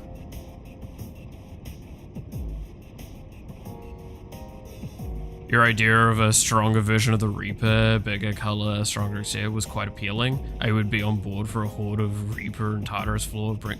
Dude, that would be amazing, right? I'm not saying it's a good idea, I'm just saying it's a fucking fun idea.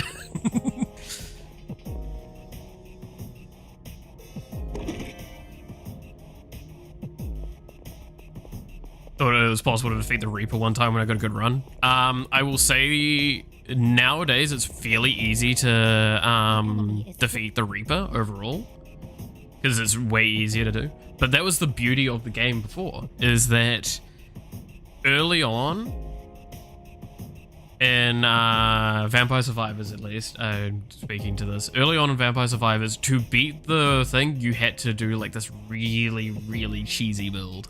It was really fun. You had to do a very specific build for it all. That was good.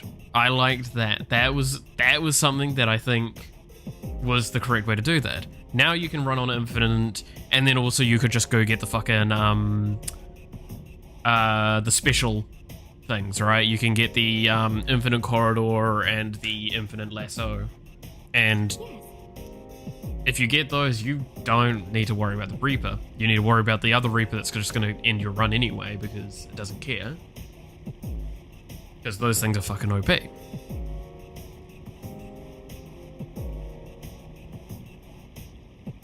But again, it's the charm of it all. It's okay to give you something that's OP as fuck. To be fair, you want to know why? And I can tell you now. Do you know why you lose to the Reaper? I can tell you why you lose to the Reaper in Vampire Survivors, even if you think you're not going to. Unless you're running with the OP specific stuff that will just defeat it. Vampire Survivors is designed on a mechanical system where your player level scales the enemy. By scaling the enemy's health and values based on your player level, you will never be able to beat the Reaper, because you will always be at such an insignificant value versus it in terms of your potential. So, fun fact, do you want to know actually how to defeat the Reaper the old way that we used to do it? You would play the character that gets area based at the beginning of the game and then would slowly get less. Right? And you would use, fucking what's it called again? Rune Tracer. You would not pick up any XP. You would sit in a corner where basically you'd permanently have the Rune Tracer going, vibrating at enough of a speed that the enemy could never come close to you. And you live like that. You do that all the way up until just before the Reaper spawns. And then the moment the Reaper is spawning, you go and pick up all the EXP from the entire run.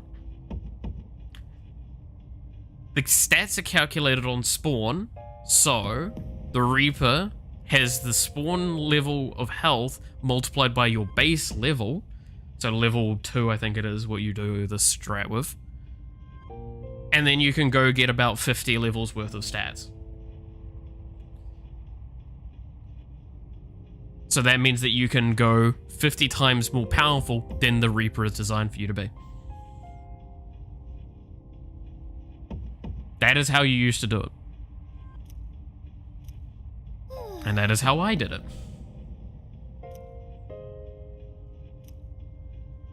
And even then, by the way, I want to stress, that's not guaranteed. You could still just die before you get all the XP or never deal enough damage. You have to go after very specific weapons to make it work.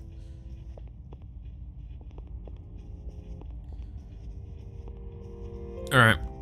We found the last person. I believe that is fucking everyone. Good day. So it's a... Again, it's that aspect of like, I should be allowed to beat this person. It's like, well, should you? This is designed to be like a nice pillar in the game. And it's possible to defeat, but not at the same time. But that's why, again, like, I honestly, I never went into a run thinking about what build I wanted. I always went in hoping I might get a setup. Sometimes it was bad, sometimes it was good. Great. Yeah, no, exactly. That there is the beauty of Vampire Survivor styled games. Is not to go in with the expectation, I'm building this. It's okay to have an idea. That's why HoloCure and some other games as well have done that scheme pretty good, because what they've done is they've made more uniquely powerful characters, which means you pick a character. So I'll use my own game as an example. Kason, right? She is designed with the intention of taking damage, which is a bit of a rarity in these sorts of games. She is designed with the intention of taking damage and being in the middle of the fight. Her weapon is short range. Her passive is, I take damage, I get armor and damage stacks. And her ability is when out of combat, heal percentage of your max health rapidly. Her ult is, I think, cooldown and crit damage, or something like that, or crit chance, something along those sorts of lines. That there is the point, right? So that means if I go into the game and play her, what do I expect to build? Well, I probably am expecting to build short-range weapons and weapons where I'm doing damage right in the middle of the fight. It gives me a general idea. Does that mean I have an exact build in mind? No, but I might have one or two item synergies I really want to hit. Hey, so...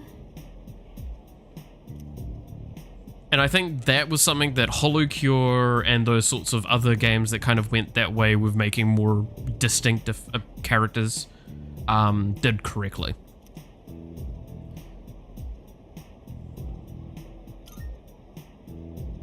Yeah.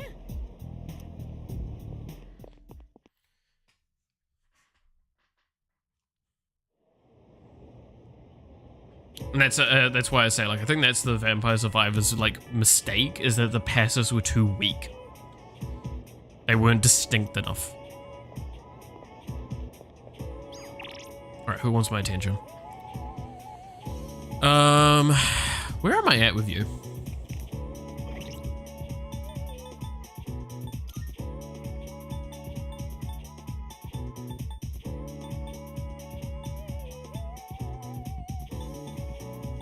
I'm rank 8. Yeah, we could probably go do it.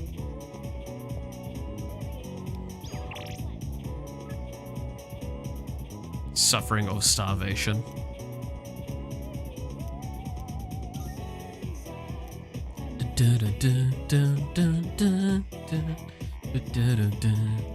Be like, in a sense, what I explained there as well, by the way, is why my desire to make weapons was higher than my desire to make items in my game.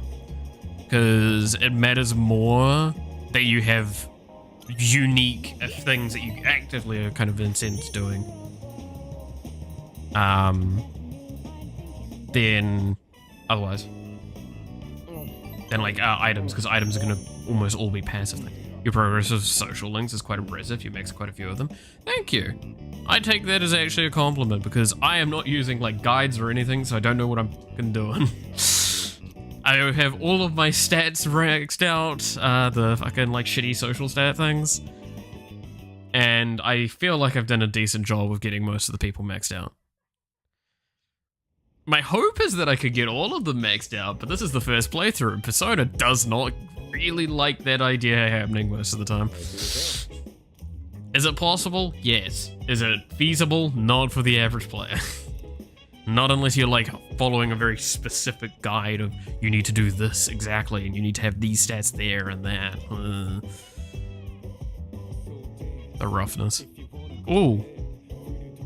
I mean, we do the walk, right? Yeah, we do the walk. Komaru, let's go for a walk. Oh, fucking Amada's coming with us? Alright, kid. Let's go. Don't really need a guide in this game. Basic strategies prioritize social link that are available less frequently over others, and school social links are more important because of holidays. Yeah, that's more or less kind of what I thought. We're close. It's almost time for the final battle. We can do this. Right, leader? I mean, it's the more the reason why I say like the guide thing, if you want to do a first playthrough, guide matters a bit more.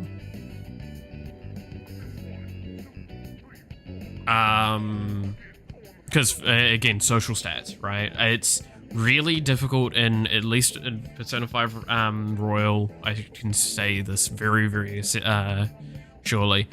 That is a one that I do not think someone playing the first time can just easily stumble into getting all of your social stats maxed out and getting all of the confidants done.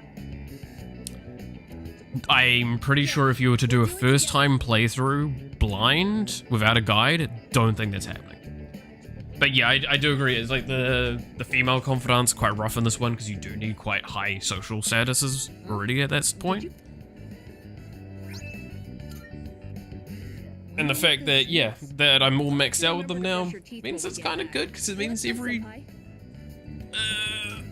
time that I have now is just dedicated to working on things.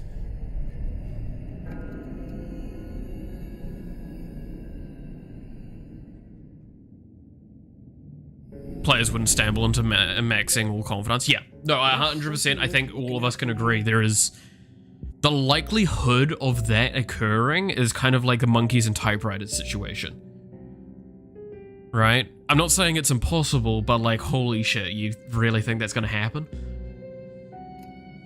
The moon is almost perfect. In fact, a monkey is actually as likely as a normal human being that's going in blind to FYI to get all maxed rank confidence on a first playthrough.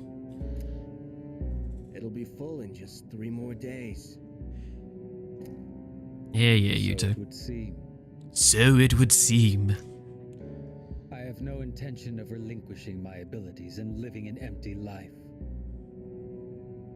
If you know what you're doing, it's possible to max social stats by 1031 in game and get 99% Persona Compendium since final entry is locked in behind New Game Plus. Yeah, that makes sense.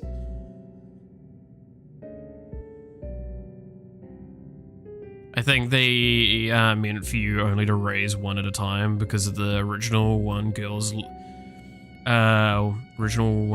level could go down if they see you with another girl. Oh, God. Oh yeah, that's right. So this is what. Okay, can I just say one thing?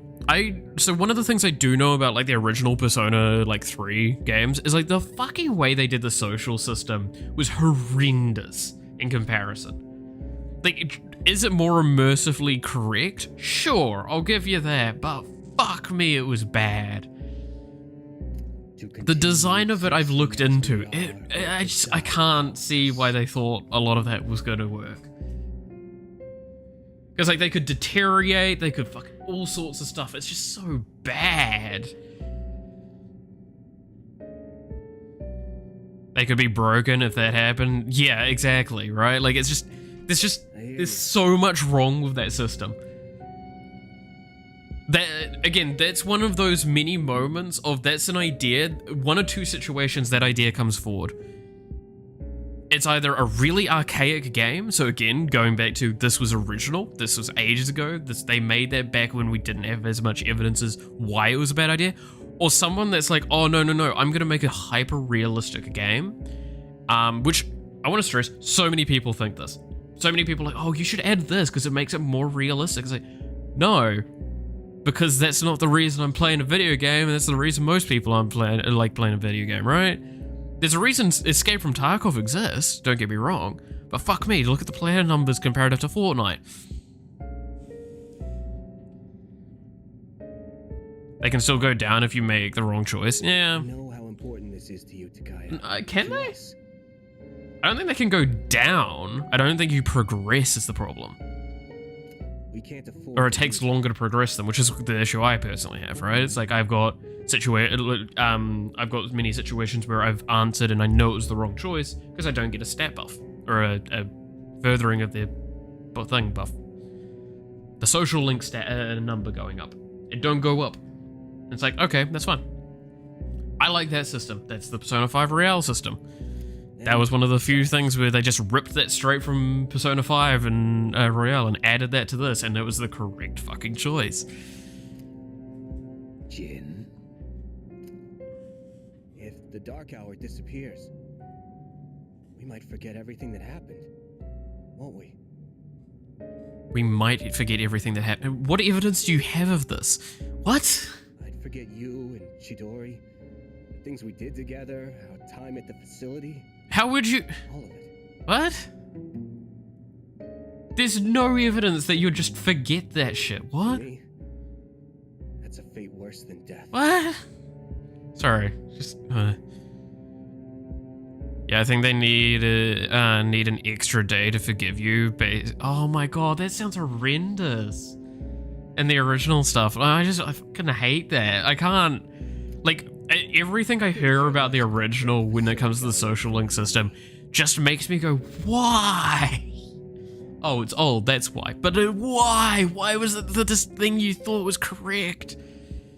Having this uncontrollable power forced on us, watching everybody we knew disappear one by one.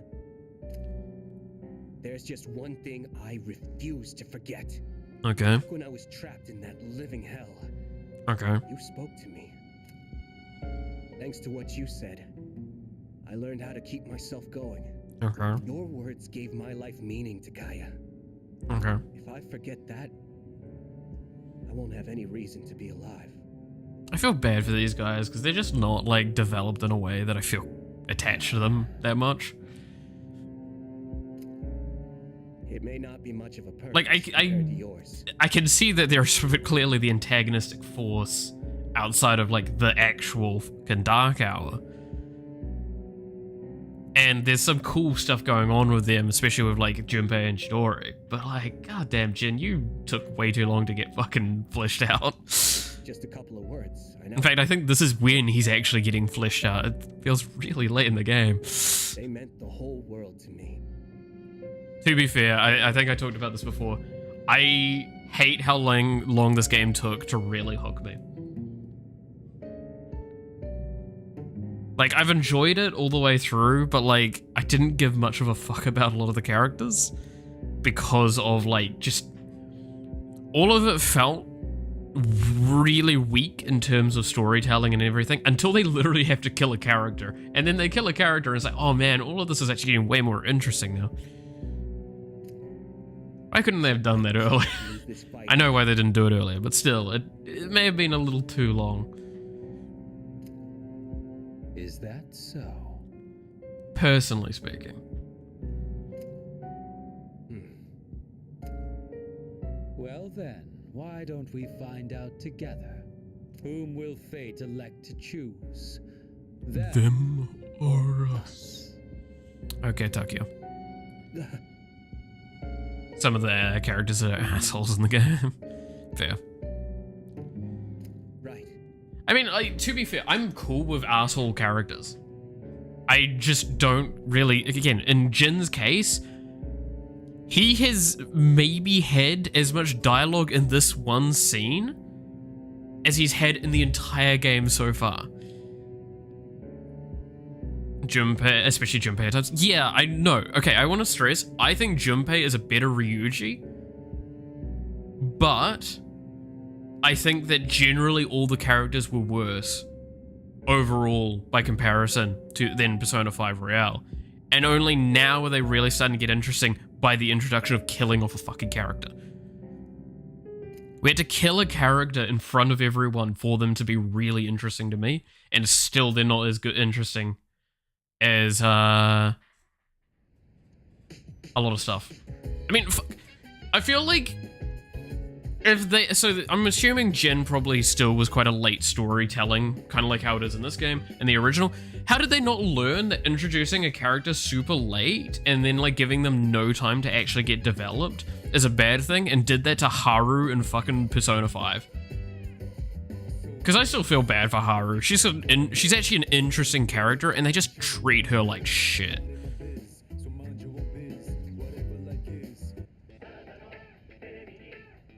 It's amazing. I'm good. Not bad. Oh, only 39,000. All right. Sure. Haha, funny. Thanks. Bye-bye. I will say, by the way, I'm happy to acknowledge a lot of these opinions I have are very personal issues I have with some of the characters and the character development in general. Do I think that they're universally applicable? Fuck no. But I do think that there's like a point to make of like, I do think most people, even those that really enjoy this game, can agree the characters probably get more interesting, regardless of how interesting you thought them originally, but they get more interesting and better developed post-character death. And I'm going to keep talking about the character death because we're past that point in the story. If you don't know about it, go watch the earlier streams. This is episode 30 in a fucking series. Surprisingly enough, we're far in the game. You came into this and then wondered, why is he talking about a spoiler? It's like, well, this is probably a fucking reason. Just saying.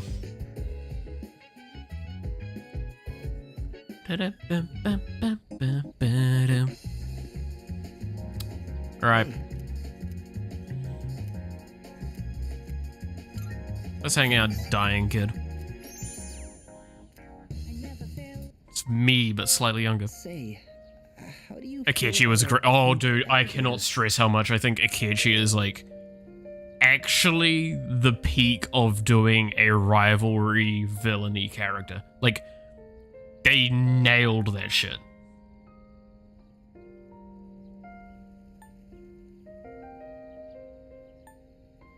Seems fine to me. I thought so too. I knew you'd understand. That's why, like I'm saying, I feel bad for the antagonistic group in this so far, with like Chidori, Takia, and Jin. Because in my head, I'm sitting there going, these three are kind of like the position that Akechi has, and Akechi is so much better than all three of them combined. By like a huge margin that's just not possible. Because he was a again, Akechi's great for the same reason the villain of Persona P5R's third semester is amazing. Because it's philosophically the point. Are they all that different? Are they all that... Like, is the character actually evil? And it's like, is Akechi actually evil? He's an asshole, but he's not actually evil. He's doing bad things to get an answer that you could actually argue is pretty fucking good. He stands out so much that he can't hunt for food easily. So he's all... Gotta get rid of the fucking shite. Time to clean you up. Time out. I thought I deleted those things from even being able to post. Guess there's a new term that got around my thing. Is hungry. Sad. The other animals dislike him and call him disgusting, almost like he's cursed. But yeah, no, I think Akechi is fucking phenomenal. It's one of those, like, Persona 5 Royale was so well written overall. That's really hard. Like, do I think, still to this day, Ryuji's probably the worst designed character in a lot of ways? Yeah, because I think there's a few things that just, in this story, don't make sense. Like him and Mona's fucking weird rivalry thing that goes on at one point, where, like, they're at ends of each other. Some of it just feels really bad. And it just doesn't feel very compelling or interesting and make sense. That was my issue with them. But, like, Haru, she only gets dicked over because she doesn't get given time to be interesting. The rest of the characters, fuck me, were all great. I liked them. Didn't play 4. I have not played 4 yet. I do want to fix that one day. But the fact that there's evidence of there being a reload-like attempt for Persona 4. So another remake like Reload for P3. I'm gonna probably just wait for that instead of playing Golden, because I've heard a few problems with Golden. It's kind of that would be fixed undoubtedly if they did a royal treatment. So, what do you think?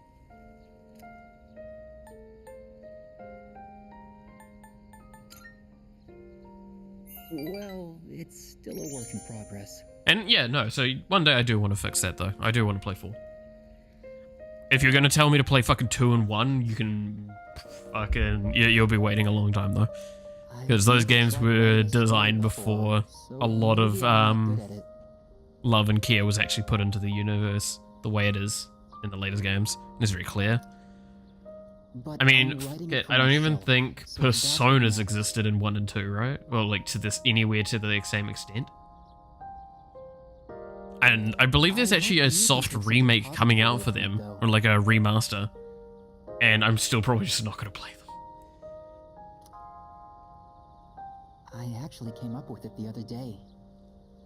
I decided I wanted to write a heartwarming story just for myself. I'd like it to be a hopeful tale about finding the meaning in one's life. It was my favorite game. I've heard a lot of people say that, right? Like, one of the things I took away from the communities talking about this. Again, keep in mind, what I'm about to say is very much outside perspective coming on the inside of it, so if it's wrong, I apologize. But like, so each game has the concept that they're following. So this one is game of death at an early age. The concept of dealing with death in kind of like your early teens. Persona 5 is a power fantasy of rising up against adult oppression and the stuff around that. P4 was identity, which I found kind of interesting of a concept. And then on top of that, though, is the complexity and depth that the stories go. P5 goes the deepest, especially Royale. P3 goes the second deepest with some of its complexities, and then P4 is probably the lightest and most understandable of the stories without going too far deep into it. But in saying that, a lot of people still love it because of kind of its simplicity of its story and how much it resonates with a lot of people. Because the problem P5R had was the fact that it's a power fantasy. It doesn't feel very realistic, but in a sense, you do feel like a superhero, and it's kind of cool for that. Whereas, I'm going to be honest, the problem I have a lot with the main character in P3 or P3R, fuck me, I honestly could give less of a shit of this dude. In fact, I care as much about this dude as he seems to care about the fucking story and the events going around him, which is like nothing. He exists, he says like 5 things, and he just fucking... People can die in front of him and he'd probably just go, well. I'm sorry, when you introduce the character as he walks through a town with coffins and blood all over the ground, and he gets back to the place and he's just like, yeah, all of this is normal. It's like, I'm sorry. No, you just don't give a fuck. He's apathetic and uninterested in the world around him in a way that is not interesting as a story driving point. Whereas Joker was indifferent to a lot of things, but he was a bit of a sadistic asshole. And I could come to actually like him. Even though his personality is still weak as fuck. In the P3 movies, he's exactly like that. He just doesn't give a shit. See, there's a way of doing a doesn't give a shit character, but not having them feel like... Okay, how do I describe it best? There is not giving a shit about what's going on around you, and there's not giving a shit about the story around you. Right? I think that's how I would define it. This dude is the latter of the two. It feels like he just doesn't care about the story he's in. Whereas, like, you could have done him as uncaring about a lot of the events going on around him. So he feels disconnected from the events, not the story. I don't know. It's not a great explanation. And I will say it's very shaky at best. But that's how I feel about it.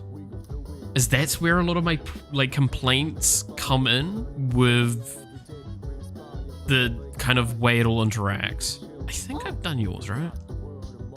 Yeah.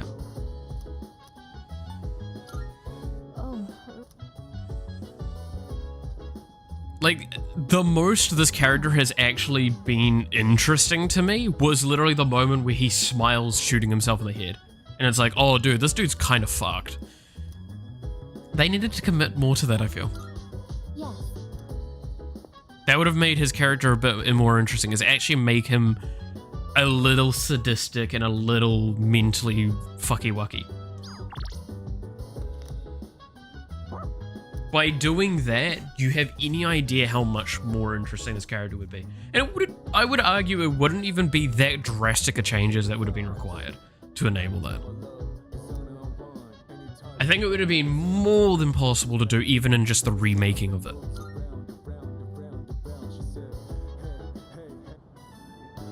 Maybe I'm wrong. Maybe the writers kind of considered this and didn't think it was worth it. I don't know. And again, maybe it's the argument of too busy paying homage to the original to consider redesigning a character, especially the MC. That's pretty dangerous to do in a lot of games. It's like, oh, we're gonna just completely change the personality of the main character, by the way. Like,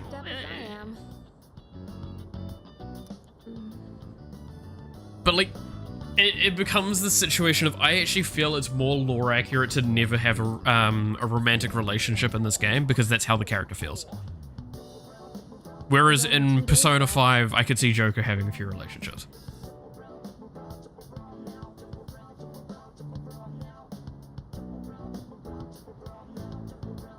Since the protagonist of Re-Fantasy Metaphor looks similar to P3, I hope he doesn't like him.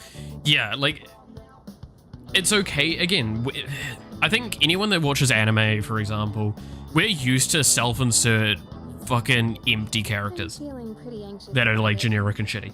But then we also have characters like fucking cell phone isekai, like I brought cell phone in another world, where like he's just so bland that it's actually really fucking annoying. Cause, okay, how do you do a bland character in those stories? You make lively, interesting characters around them. The problem is, something like Smartphone, they were bland as, some of the fucking side characters were bland as fuck as well. The problem in this game, same kind of argument. A lot of the characters are actually fairly cookie cutter and straightforward, which leads to a situation where it's like, okay, so the things that liven up the world don't actually liven up the world enough to distract from how uninteresting the MC is. Joker distracted a little bit enough for it, and then all of the characters in P5 are fucking gorgeous, lively and bubbly and everything.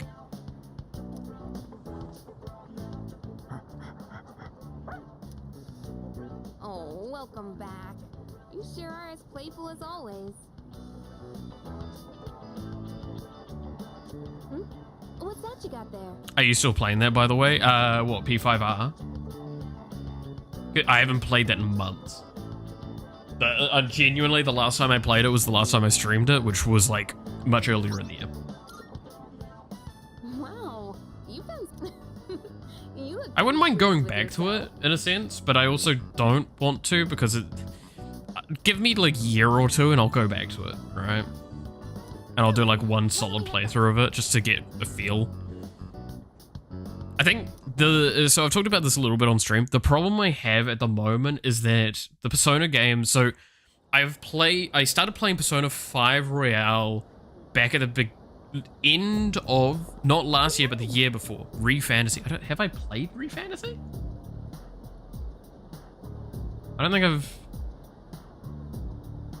ever played that. Out in November.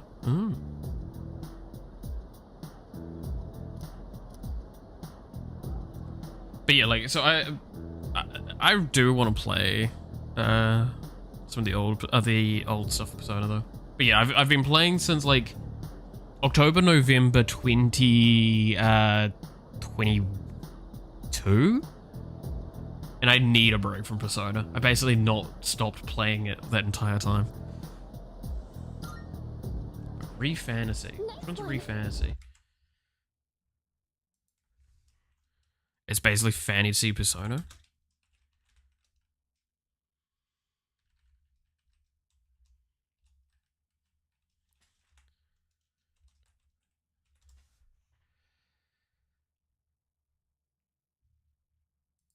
Okay, Re-Fantizio. Re-Fantizio.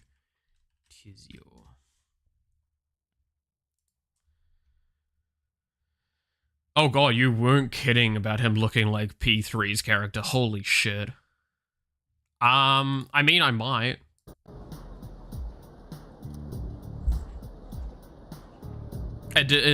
I'm gonna say openly, it pretty much depends on whether or not it's on Game Pass.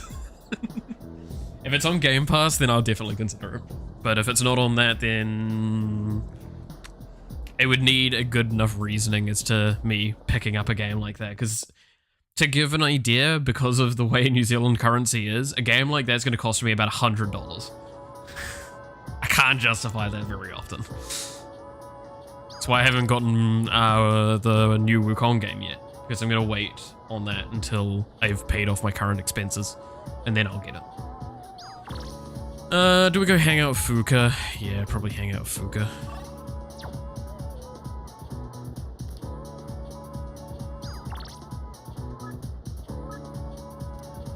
But, no, so what I was going to say, though, with Persona, and that kind of carries over to that, is, like, I do need to play a few shorter games soon. It's been heavily advertised towards the Xbox, might be on Game Pass. If that's the case, then yeah, it's probably going to be on Game Pass. But yeah, so I need to play some shorter games. That's why I loved fucking playing Stick of Truth last week, right? Is, I started that game and finished that game in 3 streams, and that was so nice to be able to do. It was really, really good to be able to just kind of have a game and play it fastish. I don't think every game should be a week or 2, but I do feel that I kind of need that at the moment, and that's why I'm like pushing to finish Persona 3. Because I want to remember it fondly, and dragging out the game for too long, especially because I stream it, it means I get to play it like 2-3 times a week for, on average, 3 hours. Takes a very long time to play a game that's 100 hours long. Well, I've been trying a lot since then, but I can never seem to get the taste right. I still don't have a feel for how much salt to add. How do you do it? I mean, you want the real answer? I have to not add salt because of medical reasons. But realistically, it should just be a pinch in most cases. What the hell? That's a dash or 2. A dash? Oh, so speed is important? Oh, that No, makes a lot no. of sense, actually. No. Oh, Fuka. Oh, no. I've just been pouring it in slowly. I'll try and remember that. I hear pouring and I immediately have warning bells if that's how you're treating salt. Pinch. If you, in fact, nowadays most people have like fucking the grinder cracker things for salt, because fucking Himalayan salt comes that way most of the time. So, the rocks sort of thing, and you just grind it a little bit. Just literally single twist and you're good. And I'm coming from a country that excessively uses more salt than average. To tell you the truth, That's why I actually hate going out to eat. New Zealand's really bad for excessive salt usage, and then I'm medically not supposed to be having salt. Well, very much anyway. I was actually hoping I could make something you'd really like. Oh, okay. But I don't think I'll be able to do that for a while. Damn, chin up. Maybe cooking just isn't for me. Sea of Stars or Chained Echoes. Those are some great games. Ooh, okay. Oh, sorry. I'll keep that in mind. I know you're just trying to help me. And I mean, admittedly, again, like at the moment, most of my stream time is taken by game dev, and it's probably going to stay that way for a long time. Especially with how much, oh my god, you have no idea how much time I spend on fucking some of it. Ugh. Admittedly as well, there's a game I picked up recently that has eaten up the last little bit of spare time I had, which is Volcano Princess, I think it is. Volcano Princess? Something like that. Which is very reminiscent of a game I used to play called Chinese Parents. Which is just literally like a shitty time sync game where you like raise a character and send them off into the world. It's really fun. I like spending time with those because they're cute and fun.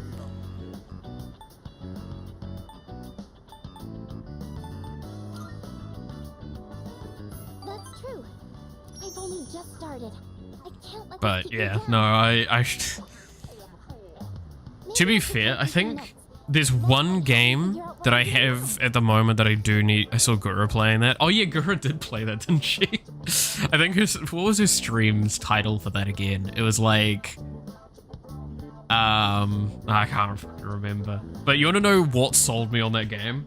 There was a review on Steam. Let me pull up my Discord so I can actually read it out correctly because it's fucking hysterical.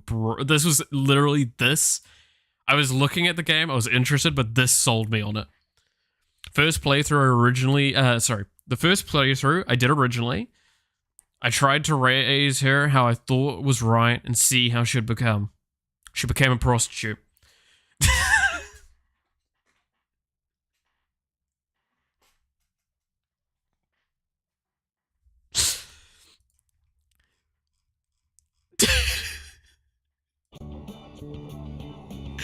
You fucking... I actually have quite a lot of trouble staying optimistic about things. You can't give me a review like that and not tell me to play that game, man. I finished my first playthrough of it. My first playthrough led to her being a head chef. I taught her how to be a knight, and she became a head chef. She can become that? Yes, she can. And I know exactly how it would occur. I haven't done it myself, but I know how to do it. Because there's a very clear business path for it. At the bathhouse. In my head, I always imagine something going horribly wrong.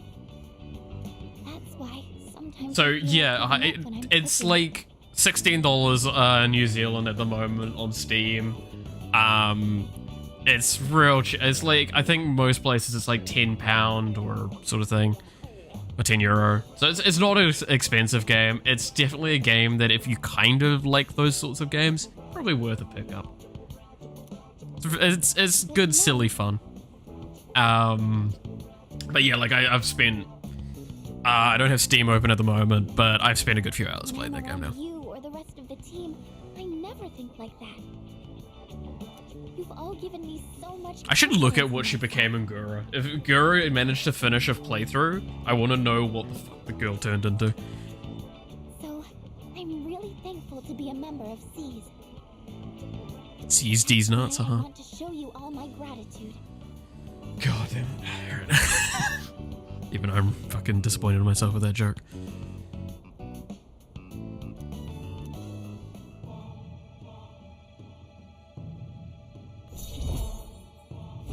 There's another, there's this other game called Princess Maker. I heard you can marry your father in that. Yeah, why not? That's... Maybe I should watch one of those cooking Some of those shows on TV. games were designed very weirdly, I would say this in the nicest way. To be fair, I want to say what those games remind me of is like more casual versions of Long Live the Queen, which I think that game is fucking phenomenal, and I've wanted to make a game like that for so long. And can I say the only reason I haven't made a Long Live the Queen game is because the assets I need for it. I would want the visual style to be at least of a decent enough quality that I know I can't obtain it, and I need to hire artists. 100% though, I would make that game. Beginners, though. Not blood related though, of course. Oh yeah, no, that totally makes it okay. Look, I stand by my statement. If you fucking change the diapers of someone, you do not get sexually involved with them. That's weird. But in that case, I can't really read. Just weird to me. I'm sorry. Okay, let me correct that maybe. Change the diapers when they were a baby. Because, yeah, reasons. I know that this... Hey, people have their own health conditions, and when you get older, shit becomes a little bit more, harder to control.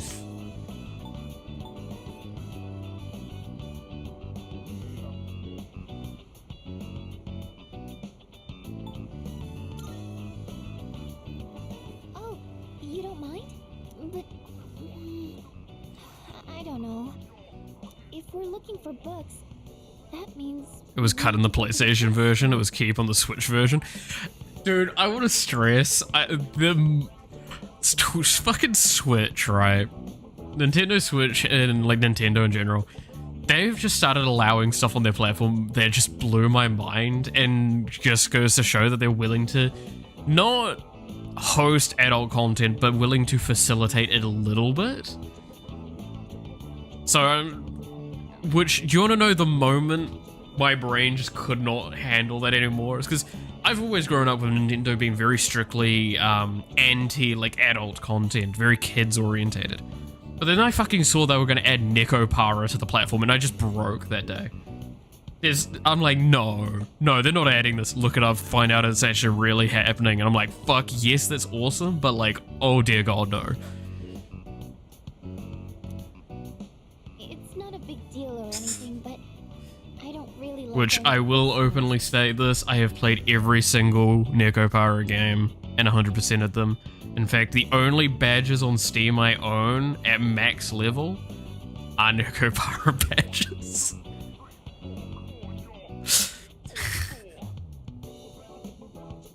I don't know if no, I do have the Warframe badge maxed out on Steam, actually. You know, the thing that you need to get the collector cards for? And I would sell my own cards and get, like, booster packs and stuff like that, and just get more cards that way. Doesn't Neko Para have Eroge in it?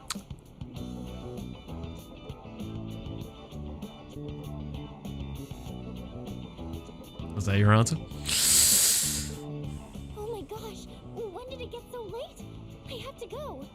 There is a reason why I have not played outside of the little spoof game that they made for themselves. I've not played Neko Para on stream. Because there is no way that is getting past us any fucking allowances on YouTube or Twitch. I'm gonna have to stream that on a different platform. So I was planning on fixing it.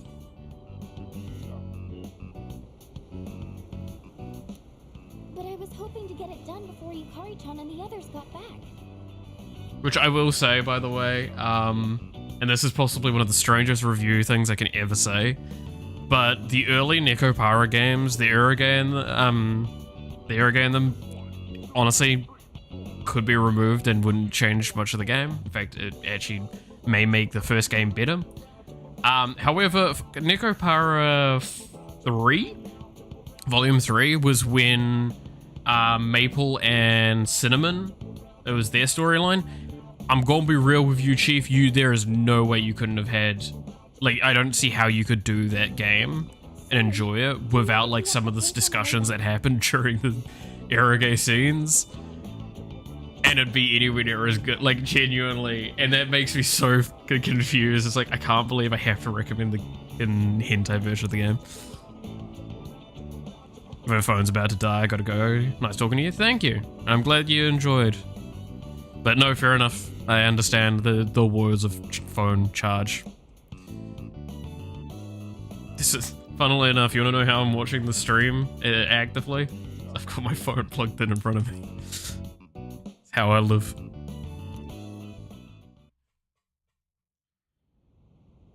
But yeah, and I know a lot of people are gonna call me out for fucking being a Neko Para fan, though. I love Neko Para. Neko Para was a fun game. Yeah. We've been through so much over the last... Oh boy, serious time. Don't you think? Don't you think? Ah! I didn't feel that long. Yeah, I guess it flew by. Actually, it felt like a fucking age. It's been like than just months doing nothing, right? that we've been playing this game for. I think I started playing this the second week it was out. Second, third week it was out. Something like that. We made some new friends. Yes, that's true. One day I'll finish this game. Not a single thing we've done has been for nothing. It's been 2.5 years since I got this power. And it's been worth it. Are you familiar with the past lives of Hololive? What do you mean by past lives? Do you mean like what some of the individuals working there did beforehand, or some of the people that graduated and reincarnated? Specifically the barbells. Oh, dude, yeah. Yeah.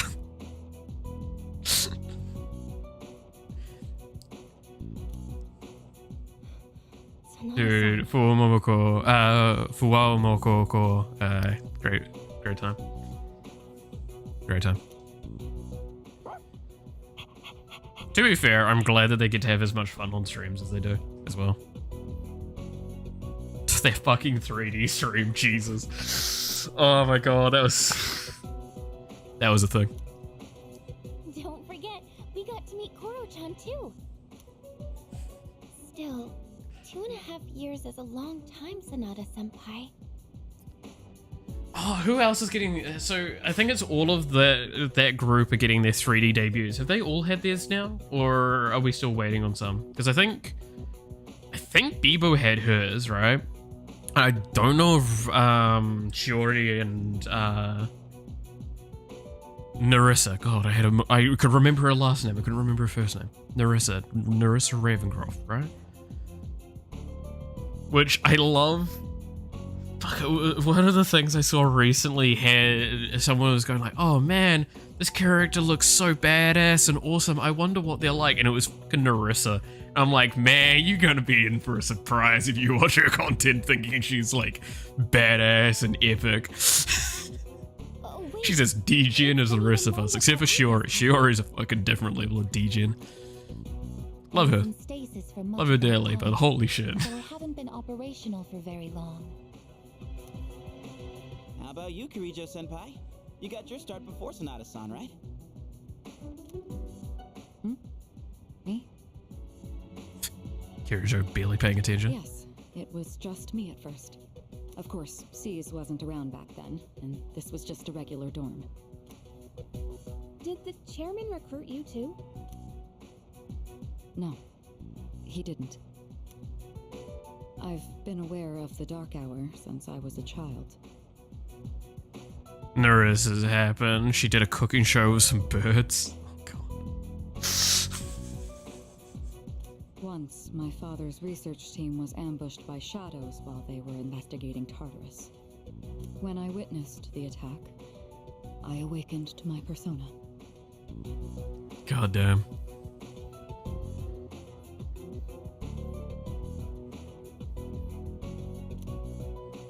That's what happened? I mean, I do still feel kind of a little sad, right? So we're seeing this much positivity around this group of Hololive, and I see what happened to the boys, the Luxium boys. They got shafted with the 3D stuff. People have not been treating them very well. Poor Niji Livers, man. They've gone through a fucking war and a half. If that had never happened, then maybe none of you would be going through this right now. Senpai. God damn. I love how like super serious, intense scene, and I'm just fucking talking about hot fucking VTubers. Speaking of, hello Sonata. Dude, I still love the meme from the other day I saw on Twitter from that fucking Sayu reposted, or was it Sayu? I think I can't remember if it was on his Sayu account or if it's on his personal account, but him just posting the fucking scene where he's like crying and Slan is like fucking telling someone to go outside and not play video games, and it's just, man, I'm so glad that like one of my most intense fucking voice acting scenes is being degenerated to this. I really made a mom.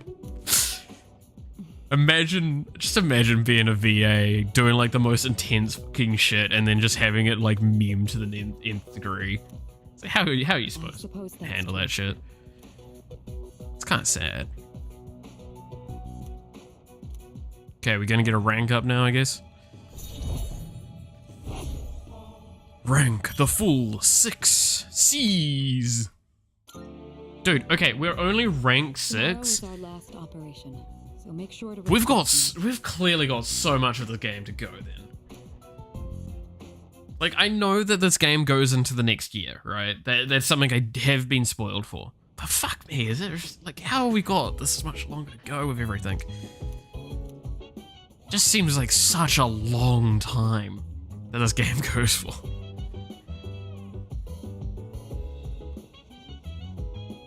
Nobody wants to hang out. Alright. I'm gonna call it here today, I think. I want to call it here because we've gone for nearly 4 hours. It's not quite how long I'd like to go for, but I've got some stuff I want to sort out. So, with that being the case, thank you so much for watching. Hope you enjoyed. We'll be back at this again tomorrow. So, you're awesome, stay awesome, and I'll see you again next time. Till then, bye-bye.